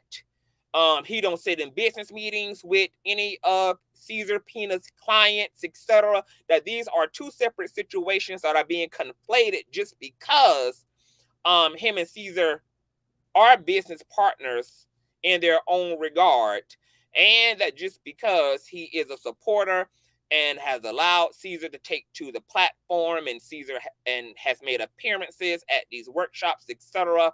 And DJ Envy has promoted Cesar and his real estate business flipping company, etc. That despite all that, he is not legally in any type of binding contracts or working relationship to Pina as it relates to any business he's doing with anybody else outside of the business he does with Cesar Pina. Okay? Now, you guys know that DJ Envy and Tony the Closer had an Instagram live that went completely left, girl. DJ Envy felt slighted because he felt like the conversation him and Tony the Closer were having was very different than the conversation they had the night before on the phone. This felt like a bit of a setup and a sabotage. Tony the Closer said he's for the people. He don't give a damn about being adjacent to celebrities. So if DJ Envy had to be put on blast, he had to be put on blast. He wasn't worried about DJ Envy's feelings. He was worried about getting to the bottom of the motherfucking truth. Okay, well, Tony the Closer also was over on Miss Clubhouse a few days ago talking to I think WAC 100, etc. about all this shit going on with DJ Envy. And according to Tony the Closer, girl, there has been more victims and more people that have come out about Cesar and DJ Envy as it relates to a loss of money, girl. There's a woman that lost $97,000, girl, of her investment money to the duo, allegedly, girl. There's people who done lost $500K, $300K, girl, $500,000 behind following up behind Cesar and DJ Envy, okay? And apparently, the way that Tony explained it was that what DJ Envy and Cesar does is that they take the investment money from the non-famous investors, and then they use their money to pay back the investors who are actually in positions of power and who are famous, and then they use the clout from this entanglement, from these relationships to other celebrities, politicians, and powerful people to sucker the smaller investors into doing business with them, because obviously when you connect it to big names, this puts a lot of equity, girl, on your reputation, okay? Your social credit score goes all the way up, okay? When you in cahoots with folk in power, okay? Ponzi scheme and all type of shit, girl, okay? So they are allegedly paying Peter by robbing Paul, etc. Folk who were expecting a 60% return on their investment, which Tony the Closer was also saying that he don't know how in the hell these people even got suckered into this, because the percentage that they allegedly would be receiving back on a return for their investment was outrageous alone. He was saying that as an investor, bitch, if somebody tells you that you're going to get a 60% return on your money, like, or that you that you have 60% stake in the investment, girl, It's a lie. You're being scammed, okay? Like, you want to look for percentages around 15%, 13%, 10%, 5%, girl. Somebody telling you you're going to get 50%, girl, 60%, bitch. Like, they not making no money, essentially, girl. Okay? So, Tony the Closer was like scratching his head in terms of why these people even thought this was real. Why these people even thought this made any damn sense. But to Tony's point also, this is exactly why they target the smaller working class and take advantage of everyday folk who do not know anything about business. All they know is, I got a large sum of money from a car accident, from a kneecap surgery that went wrong, girl, from a botched cosmetic surgery, or I'm sitting on a pension, or I'm sitting on an inheritance, girl. Okay? And all they see is friendly faces, people with fan bases, people with big numbers online, powerful people, celebrities. And then they combine all that up to equal trust and safety, only to get hoodwinked and bamboozled.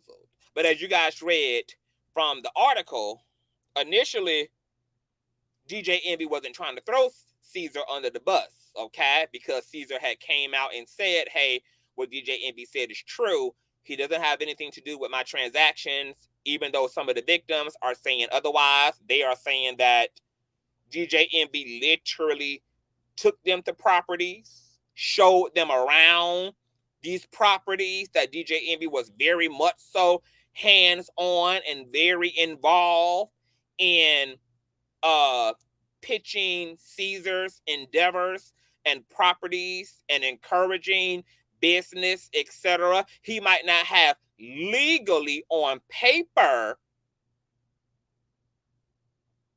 obligated to do so, but it's clear that there was relationship and cahooting, and that this was a collaborative effort, and that DJ Envy not being an employee or a partner on paper might also be by design, just in case the glass ceiling was kicked and the curtain was removed, that DJ Envy could have some immunity, because technically, on technicality, he could not be held legally responsible for anything that would go awry as a result of his John Hancock and government name not being connected in any way to any of this.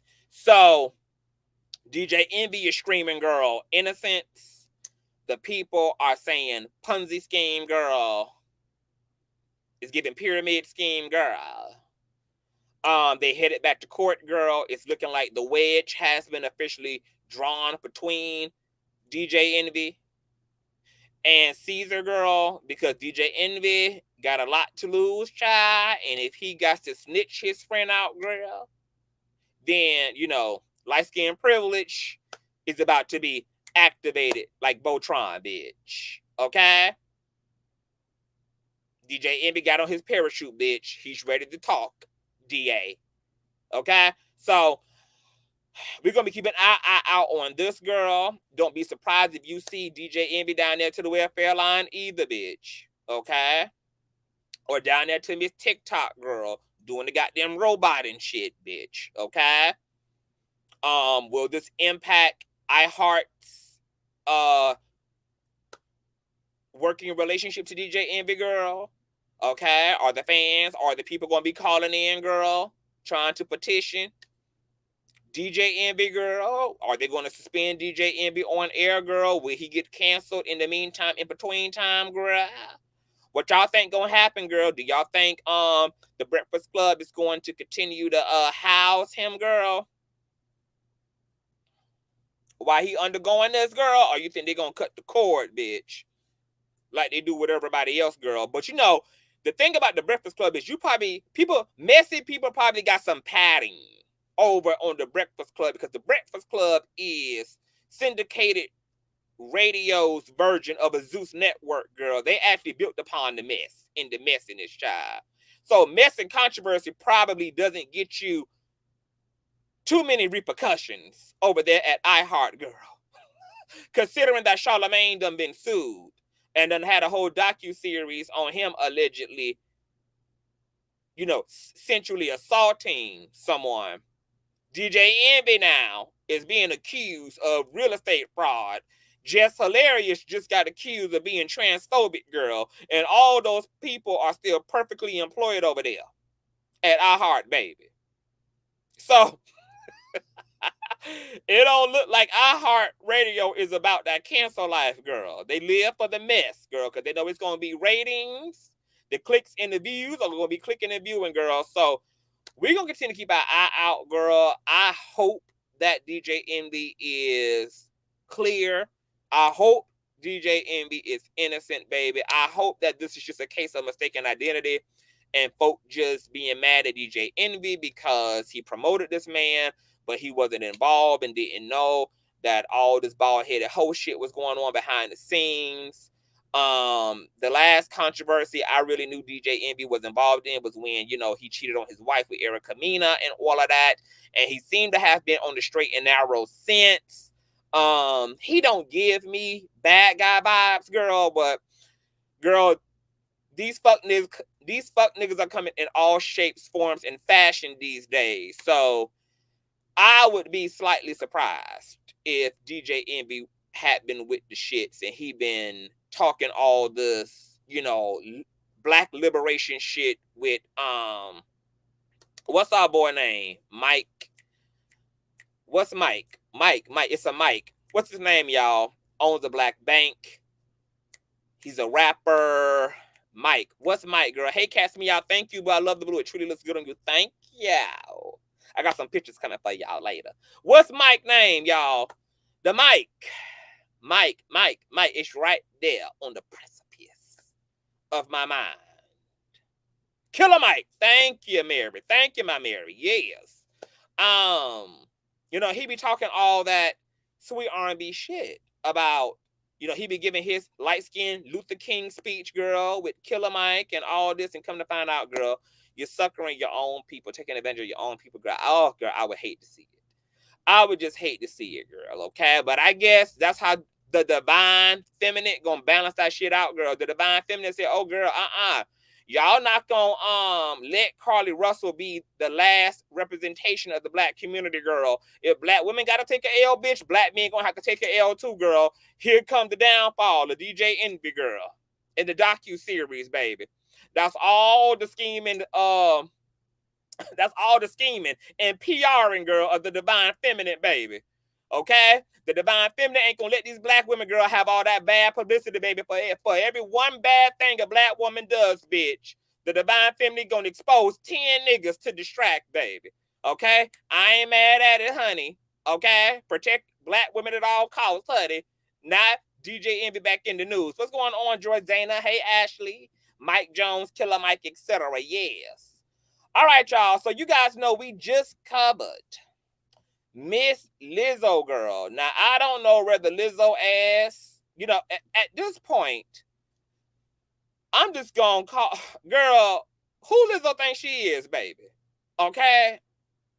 She this close to being called Lizzo's cabaret, because I don't know the damn difference, girl, between the damn workshop she running and what Joseline Hernandez is running down there to the Zeus Network, girl. Y'all know we just reported on Lizzo.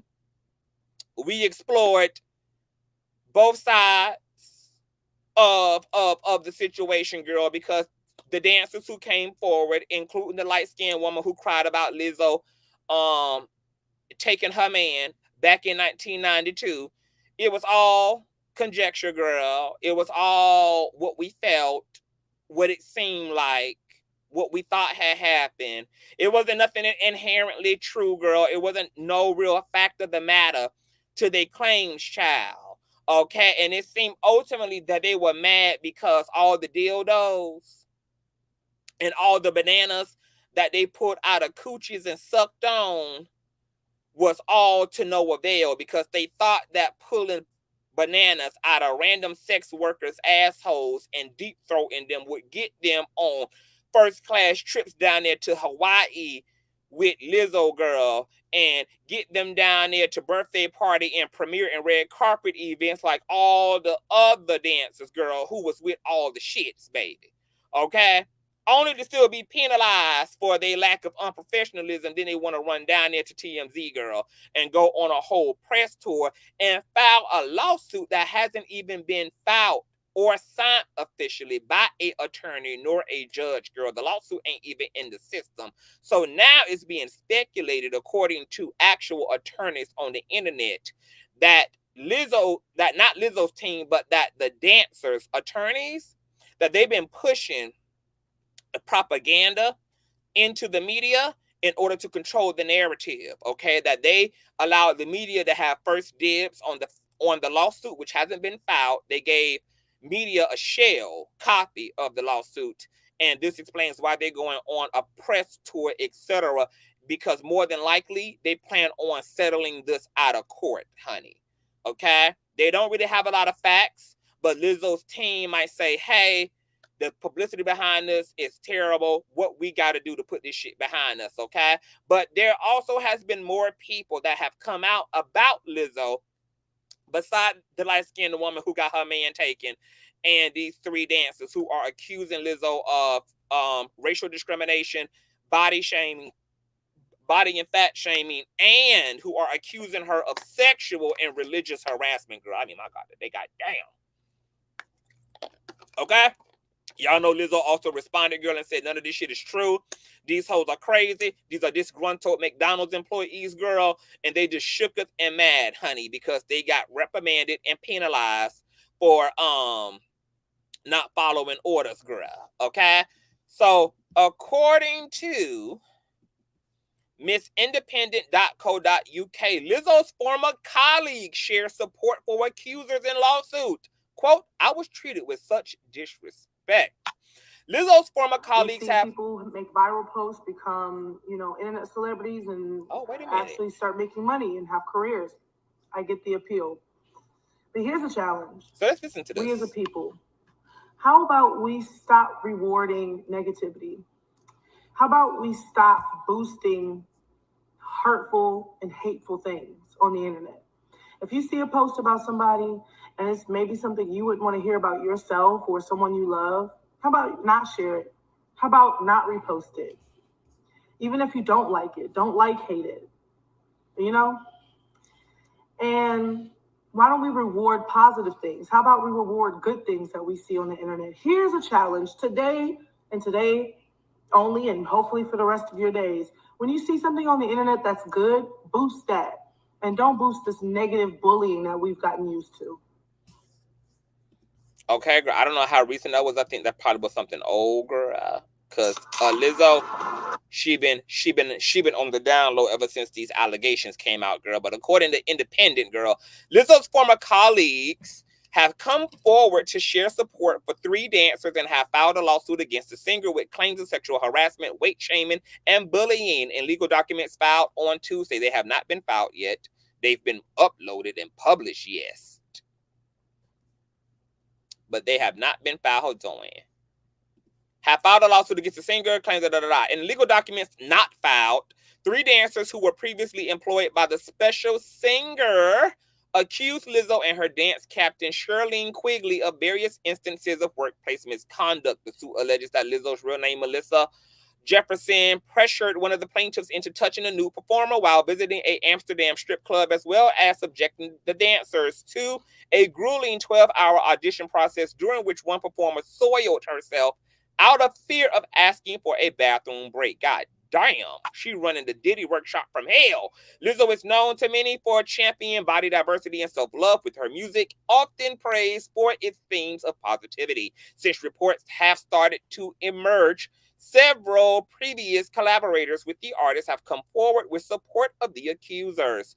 Courtney Hollenquist, a dancer who used to be a part of Lizzo's dance troupe, shared a NBC News article about the lawsuit before stating that she had a similar experience. Quote, for clarification, I'm not a part of the lawsuit, but this is very much so my experience in my time there. Holland Quest wrote on Instagram story on Tuesday, quote, big shout out to the dancers who had the courage to bring this to light. Quinn Wilson, Lizzo's former creative director, then echoed Holland Quest's words on her Instagram story and added, quote, I haven't been a part of that world for around 3 years for a reason. I very much so applaud the dancers' courage to bring this to light, and I grieve parts of my own experience. I'd appreciate space to understand my feelings. Holland Quest responded by addressing Wilson as my sister forever before telling followers only a few know what we've been through. The singer King Princess, who is Wilson's girlfriend, also shared an account of witnessing Wilson suffer hardship as a dedicated creative in the entertainment industry. In a social media post, King Princess wrote of Wilson, I have watched her be underpaid, undervalued, and deeply mistreated firsthand by people who have been more fiscal and social power than her, not to mention members of her own community who should strive to uplift the work of talented Black individuals. I hate call out culture, but there is no circumstance where the treatment I observe should be condoned. Another person to have spoken out after the lawsuit is the filmmaker Sophia Nolly Allison, who also claims to have had a negative experience working with the singer. In 2019, I traveled a bit with Lizzo to be the director of her documentary, she wrote on Instagram. I walked away after 2 weeks. I was treated with such disrespect by her. I witnessed how arrogant, self-centered, and unkind she is. I was not protected and was thrown into a shitty situation with little support. My spirit said to run as fast as you freaking can, and I'm so grateful I trusted my gut. Allison also expressed feeling gaslit and being deeply hurt by the experience, but added that she has now healed from it, ending her statement by sending much love and support to the dancers. Allison wrote, reading that these reports made me realize how dangerous of a situation it was. This kind of abuse of power happens far too often. The Independent has reached out to representatives of Lizzo's for comment. You guys, it just keeps, baby, they are dog piling Lizzo's motherfucking ass right now, baby. Okay. So now that the dancer stories are also, well, so there's a lot, right?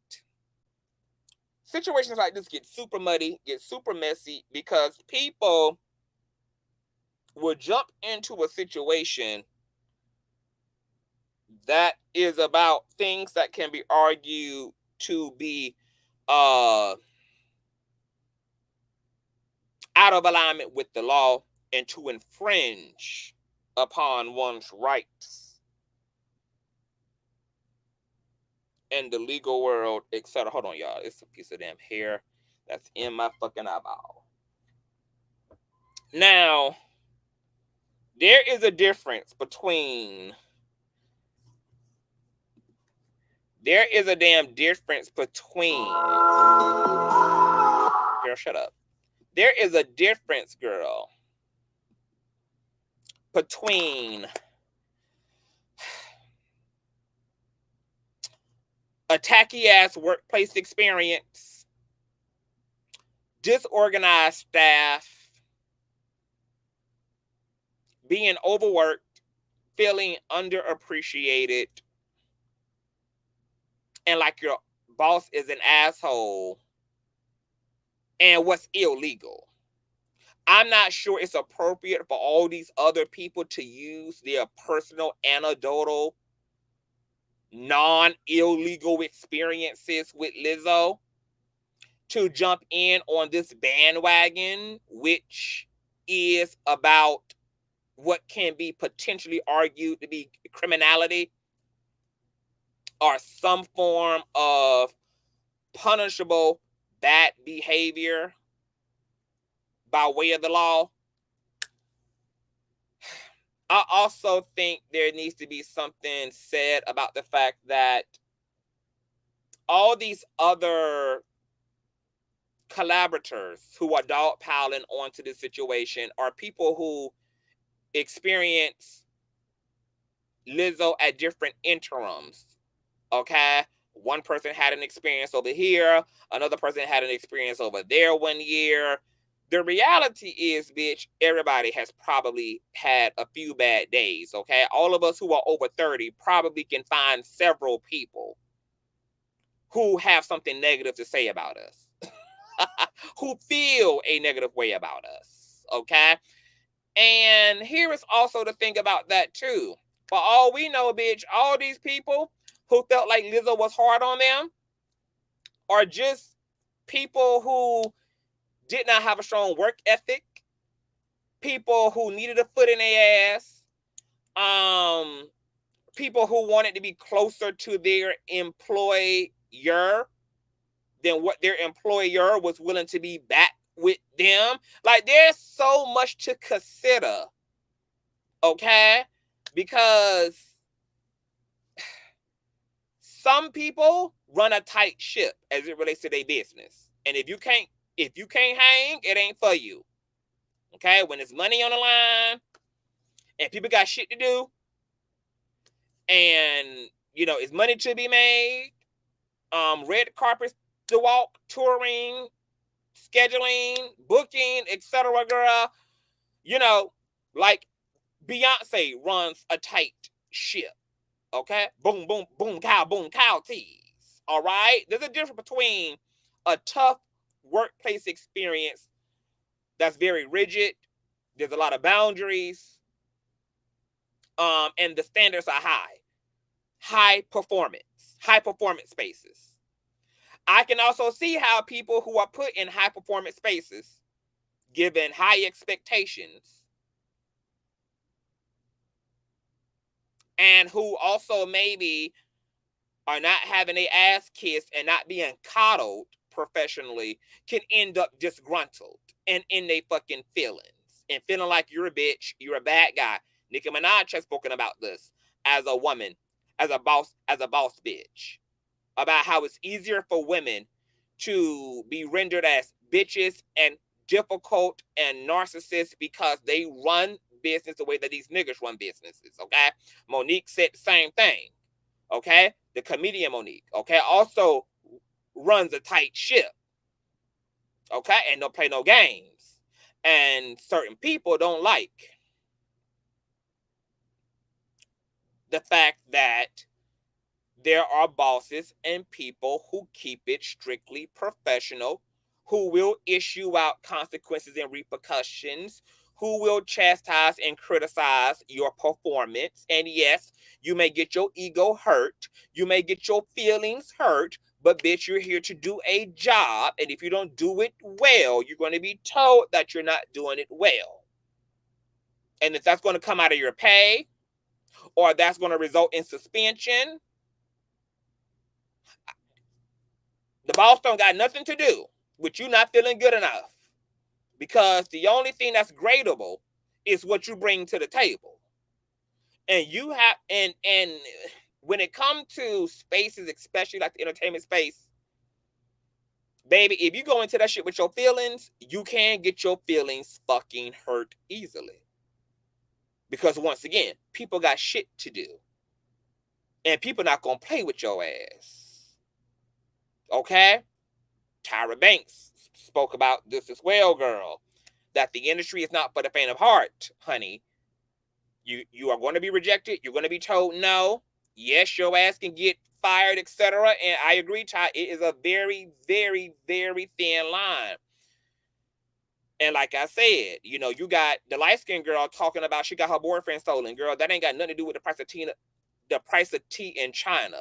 You got 3 people accusing this woman of sexual, religious harassment and body shaming. And here it is, you come inserting that she done stole your boyfriend back in 2021. What? Okay. It's not illegal to steal your man, baby. You may fuck around and CTV may steal your man and what? Okay? I'm single-handedly responsible for why Carlee Russell and her man ain't together, girl. I mean, I think I still deserve the Nobel Peace Prize. Okay? And then you got all these other collaborators who talking about the way they felt. But nobody have anything of factuality. And that's what's scaring me about this Lizzo piece. I want to substantiate these people's claim, but it's a lot of conflating. Like, girl, her telling your man ain't got shit to do with these girls claiming sexual harassment and body shaming. Okay, girl, your work experience with Lizzo 3 years ago, and you talking about how you just felt unappreciated. Like, can't nobody like your feelings? What is that? That's a whole world that's either supported by things that actually took place and real legitimate disrespect and dishonor and unprofessionalism, or things that were self-induced as a result of your own incompetence, as a result of your own ego, as a result of your own lack of productivity. And if you just couldn't raise to the standard, you just couldn't raise to the standard. Everybody is different.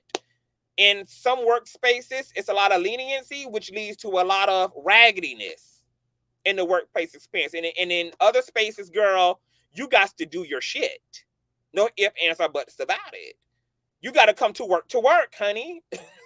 And you're going to have bosses who are not going to filter and coddle you professionally. So either,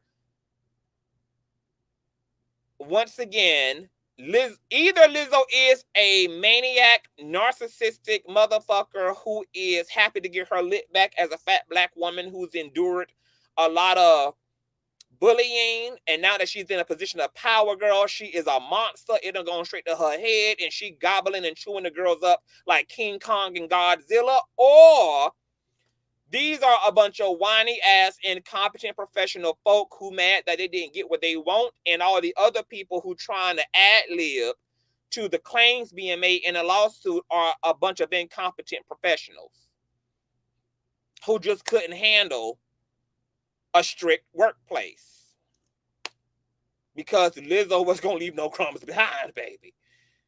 Okay, I always tell people myself, when it come to business, when it come to collaborations, business, all of that, girl, like I don't play. Okay, like if we gonna play, let's play. That's what recess is for. That's what a sandbox is for. But when it come to business, I'm a bitch. Because I set high standards for myself, and I set those standards accordingly for who I'm doing business with. And I'm not going to coddle your feelings. If I don't like something, I'm going to say it. If you out of order, you're going to be checked, and consequences will be issued accordingly. There's a whole system, girl, okay? And I be telling all my friends, girl, who be wanting to do business together, okay, bitch, I'm going to be able to handle it. Girl, but girl, if we're going to do business, just know, girl, understand what you're getting yourself into. Because friend or not, family or not, I'm not going to set a different standard for you just because you my friend or you a relative, etc. I'm going to hold your feet to task. And if you come into the shit with your ego in a situation where you are going to have to reasonably open yourself up to critique and criticism, for you, that may cost the friendship or the business ship. Not everybody can handle that shit, which is why a lot of folks don't even like to do business with their family or their friends. Okay? And I can see these girls, these dancers, because Lizzo is also a fun person and probably knows how to let her hair down when it's downtime. When Lizzo in that dance studio, girl, and then and rehearsing, she's probably a goddamn beast because she knows she's a big girl. She feels like she has to prove herself, and she sets a high bar for herself professionally because she felt like she got to go extra hard just to be just as good alongside the other girls who don't have to deal with fat phobia and body shaming and etc. So I can see Lizzo turning all the way up professionally. It's just a personal bar, a preference to set the bar that high. She worked hard And she ain't the first woman to work hard. Beyonce worked hard, girl. I done seen them Beyonce docuseries, girl. And matter of fact, there's a particular clip that's going around right now of Beyonce's female drummer girl who's like, she was joking when she said it, but she was like, girl, can somebody, tell Beyonce that she has to legally give us a bathroom break, girl? Okay, because Beyonce be having the girls in there 48 hours, beating on drum sets and guitars and shit, girl. Okay, I mean,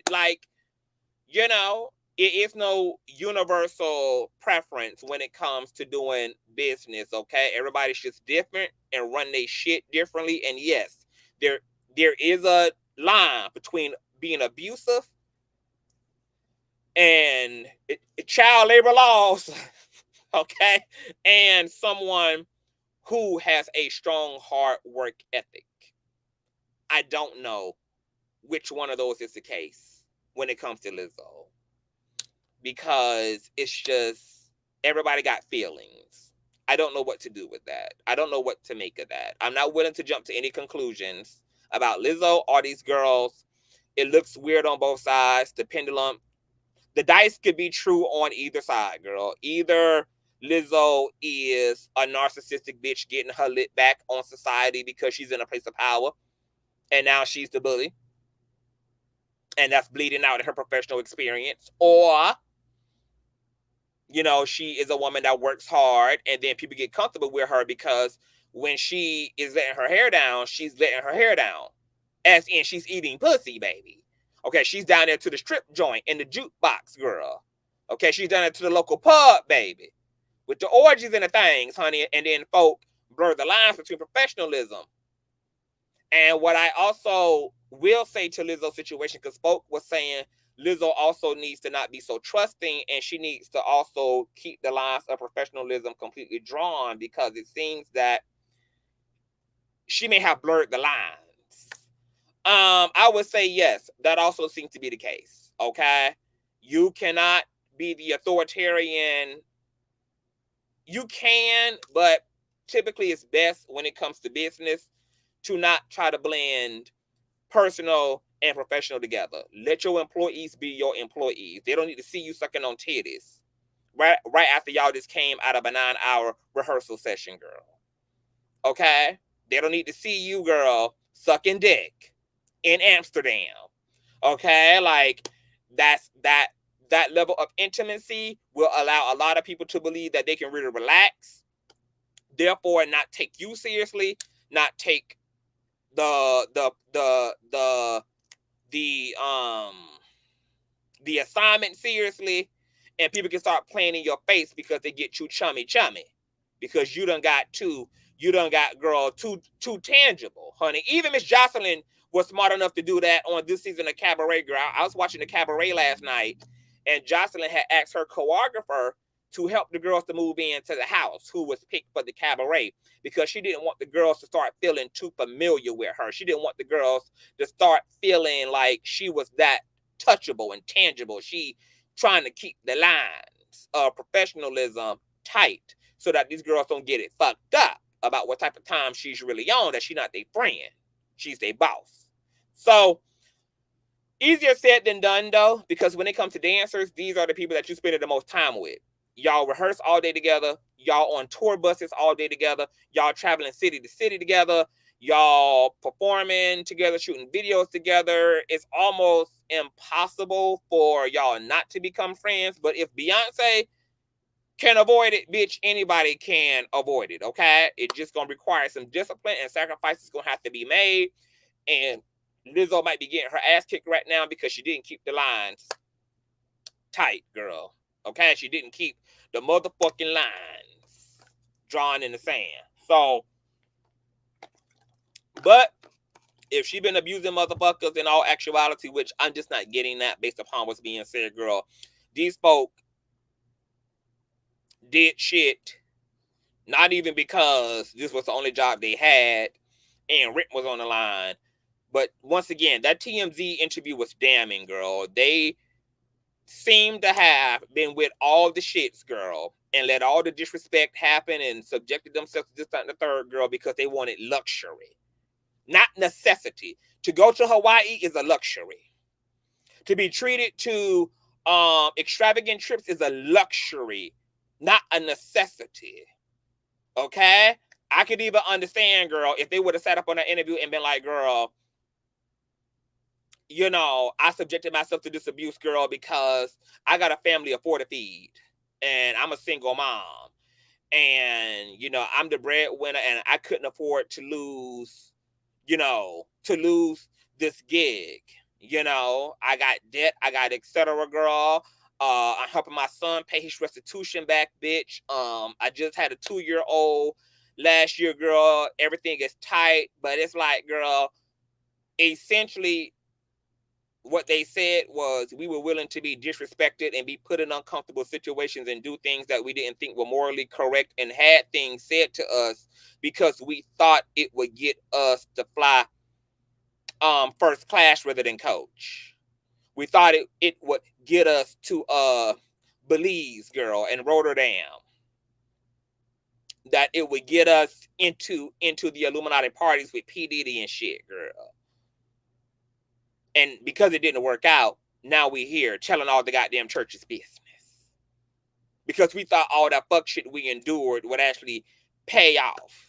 And it didn't. So now she the bad guy. You were willing to sell your soul. You decided that the price for the luxury you wanted will come at the expense of your dignity and your self-worth.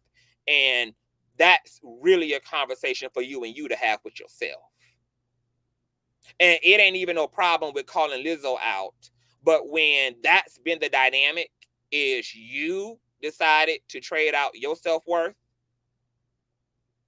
for a bunch of material shit, you also got to include yourself in the criticism.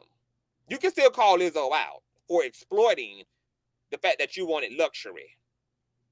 And you prefer the BMW rather than a hoopty, therefore you allowed yourself to be abused and used. But you got to bring yourself also into the conversation as well. Okay? So, I don't know, girl. I don't know. This is a weird-ass situation. And I'm just going to wait.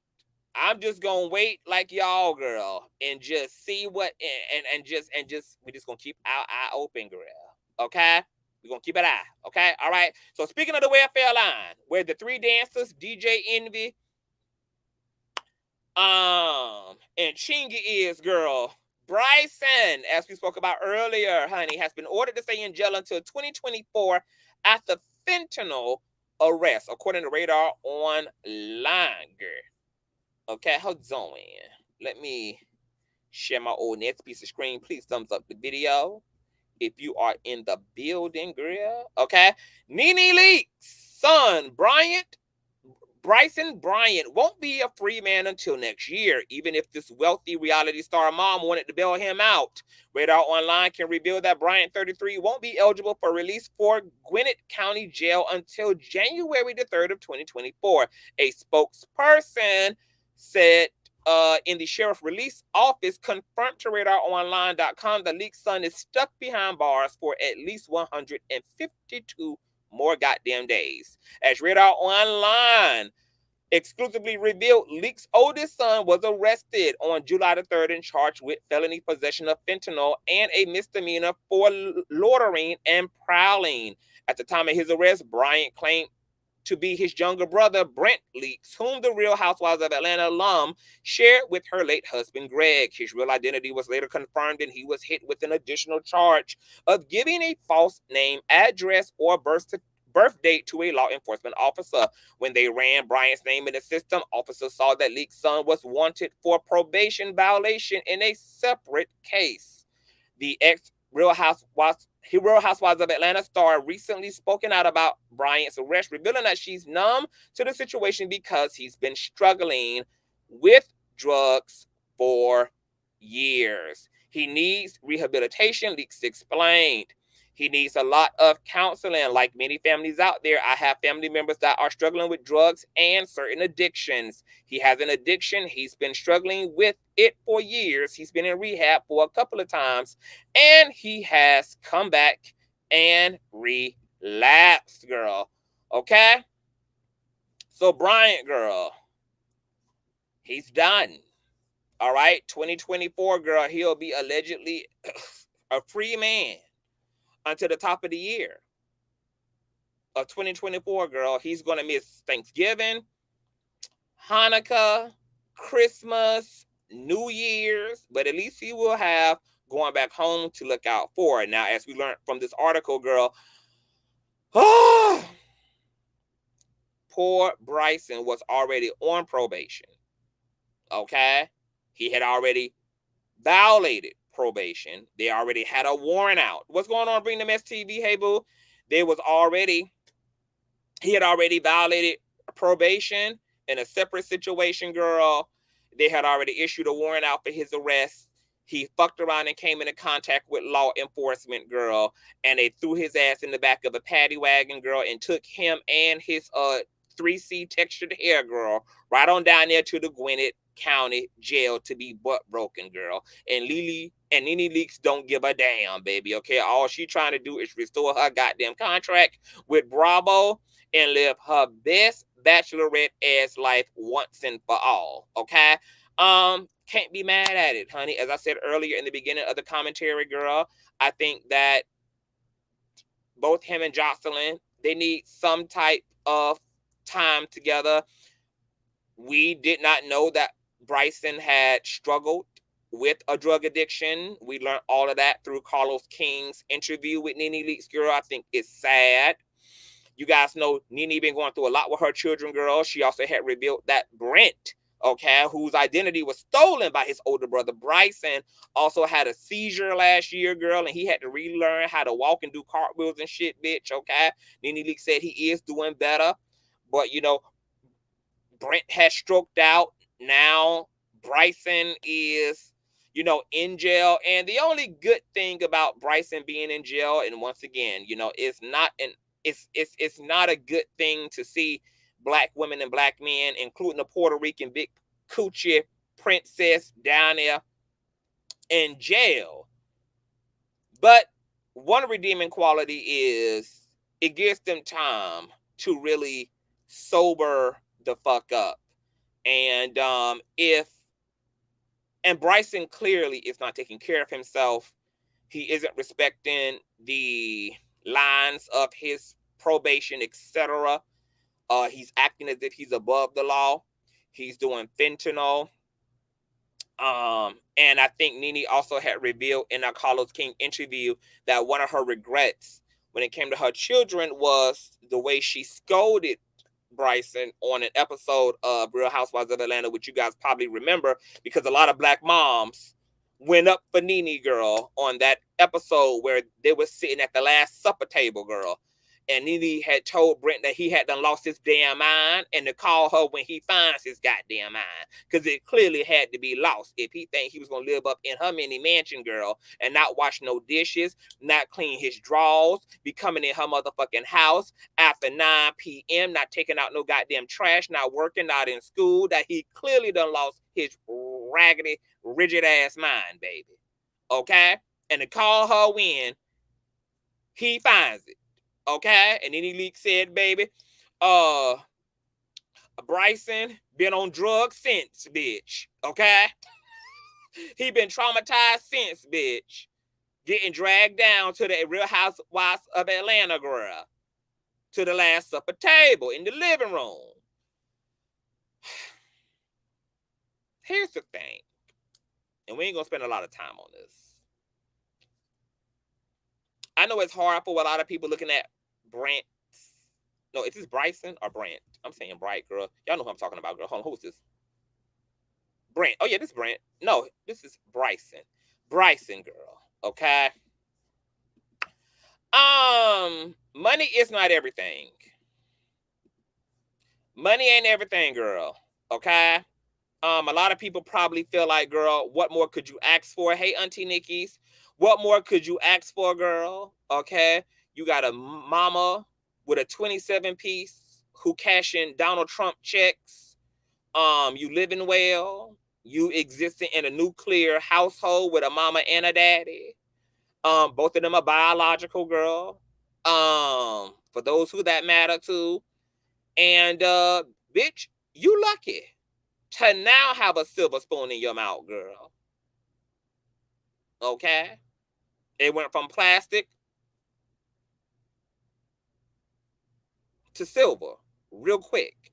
So what is your problem? The problem is love. And I keep telling y'all, the fundamentals of being a good parent does not simply come down to spoiling your children with riches and luxury. And while that is nice, and we all deserve to live a comfortable life, and certainly young people coming into the world should not have to worry about whether the water is running, whether the lights are on, whether it's going to be the lamp or a set of candles today, girl, or whether they're going to get their meal. There is a place for that conversation. But what's more important than being able to afford to get your children the finest clothes and the latest gadgets and to keep them looking so fresh and so clean is you loving them. And that requires you being fully present in the development of who they are, girl. You affirming and nurturing them and encouraging their personality, honey. Okay? You acknowledging who they are as individuals, honey. Okay? Young people, children, they want their parents' hearts. And that's why so many people who had very protective parents and hardworking parents ended up still disgruntled with their parents, because it was that nuance within the emotional availability that lacked. A lot of Black parents especially are already living in a white supremacist, sexist system, and they don't need their kids giving them no headaches while they focus on slaving on a white man's job for 8 and 9 and 12 hours a motherfucking day and come home and ain't got nothing left to give. Okay? But this is the sacrifice you make for bringing Black children into the system, is you gotta still give. And you gotta give more than just your body and your manual labor. You have to give your kids your heart. They need your heart. They need you to understand who they are. They need your affirmation regarding who they are. They need you to really see them, not just look at them as something that has to be provided for 18 years. They need to be seen, not treated like an accessory, not treated like a responsibility, not treated like a burden. They need to be seen now. And this is so significant to the parent-to-child relationship, that these young people can grow up to be out of touch as men and fucking women, 30 and 40 and 20-something years old, walking around with daddy and fucking mommy issues because nobody ever saw them. And then you wondering why they stealing razors out of Walmart when they got $1,000 in their account. You wonder why they stealing from McDonald's and doing fuck shit in public when they already have access to fame and they don't need to do nothing to get no attention. That's already something afforded to them. You wonder why they be acting out, but yet they in this so-called ideal, they in this ideal ass situation. These famous kids, these wealthy, privileged kids be crying out and acting out for attention. Okay? And when you're not giving your children an adequate amount of that shit, they gonna act a plum fucking fool, just like Carlee Russell ass did. At the tender age of 25, 1 week away from graduating nursing school, with a successful mother and father in a nuclear family, living at home rent-free, and all she got to do is get her ass home by 9 p.m., and she went and go stage a whole goddamn abduction. For what? The attention of her community. These examples over and over and over and over again prove that providing materially is not the point of parenting. that providing materially is only half the responsibility and commitment to raising and nurturing a consciousness. You actually got to nurture, not simply protect and provide. You got to nurture. Father and mother, nurture. Because these young folk gonna grow up to be grown, attention-seeking demons, running amok in the goddamn world. All because they missed one too many hugs. All because you didn't tell them you loved them. All because they never really felt like you were interested in who they actually in fact were. Baby, y'all better take heed to these motherfucking pop culture manifestations regarding the goddamn children of these famous folk, because they're telling us something very significant about parenting style and about what's truly important to an upbringing. And that's why you can have poor ass kids who become full circle and healthy adults, while you got rich fucking kids who always had it made, in jail, on drugs, a menace unto damn society, all because of that one single phenomenon, the expression and personification of goddamn love.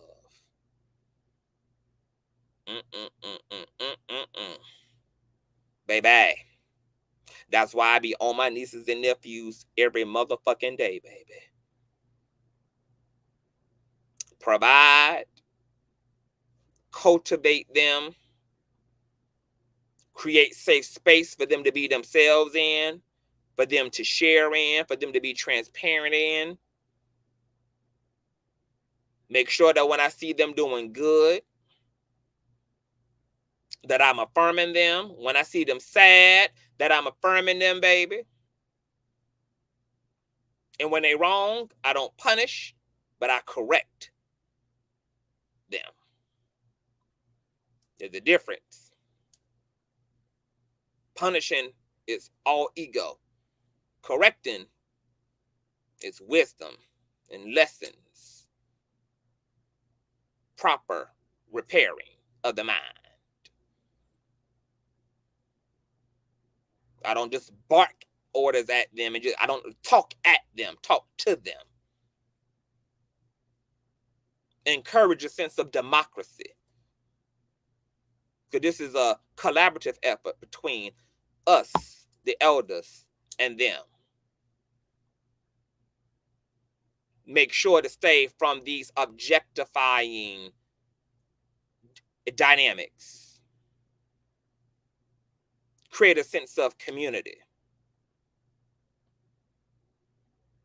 Provide enough space for them to also be an individual who have a certain right to creative input in terms of what they think about the world, what they feel about things. Make sure that they know that their insights are significant and that their own ability to think for themselves is significant. See, parenting, all that shit, it's a whole motherfucking art form, and it's not for the faint of heart. I'm not surprised that most motherfuckers is raggedy, because as our parents used to tell us, bitch, ain't no motherfucking handbook. We can tell it ain't no handbook. We know, baby. You ain't got to tell us it wasn't no manual. Shit. Most of us are undoing the bullshit that we grew up with and grew up around and was subjected to, baby. Clearly, there wasn't no damn handbook. You know? And you take where your parents and your grandparents and your community lack, and you implement that. You implement that. You make their weaknesses your strengths. That's how you break generational curses. You take the weaknesses of your parents, your aunts and uncles, your grandparents, etc., and you do it differently, in the words of Godmother, fairy godmother, Iyanla Van Zandt. Mm-hmm. Yeah. You know, so hopefully Bryson can get it together, girl. Obviously, there is conversation and relationship building that is needed between him and his mother.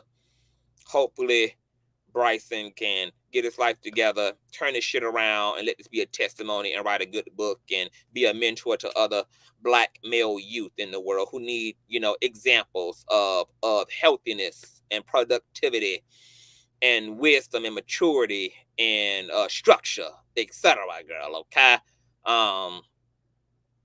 Because Bryson been lost for a long time. But it's not going to be his mama who's going to suffer the consequences. Now, he's an adult. He's responsible for him. And hopefully he can get the right help that he needs. Now, I was going to get into some other shit, girl. But to be honest, girl, we about to hit the 3-hour mark, girl. I'm going to have to come back and do a part 2. Okay, we're going to do a part 2, girl. We're going to get into Miss Unhinged and TS Madison, girl. We got a whole lot of other shit to get into, girl. Neo. Out here, girl, on the trans children, girl. You guys heard about the other Alabama brawl, girl, at the riverfront. I told you, girl, Alabama need to be nuked, girl.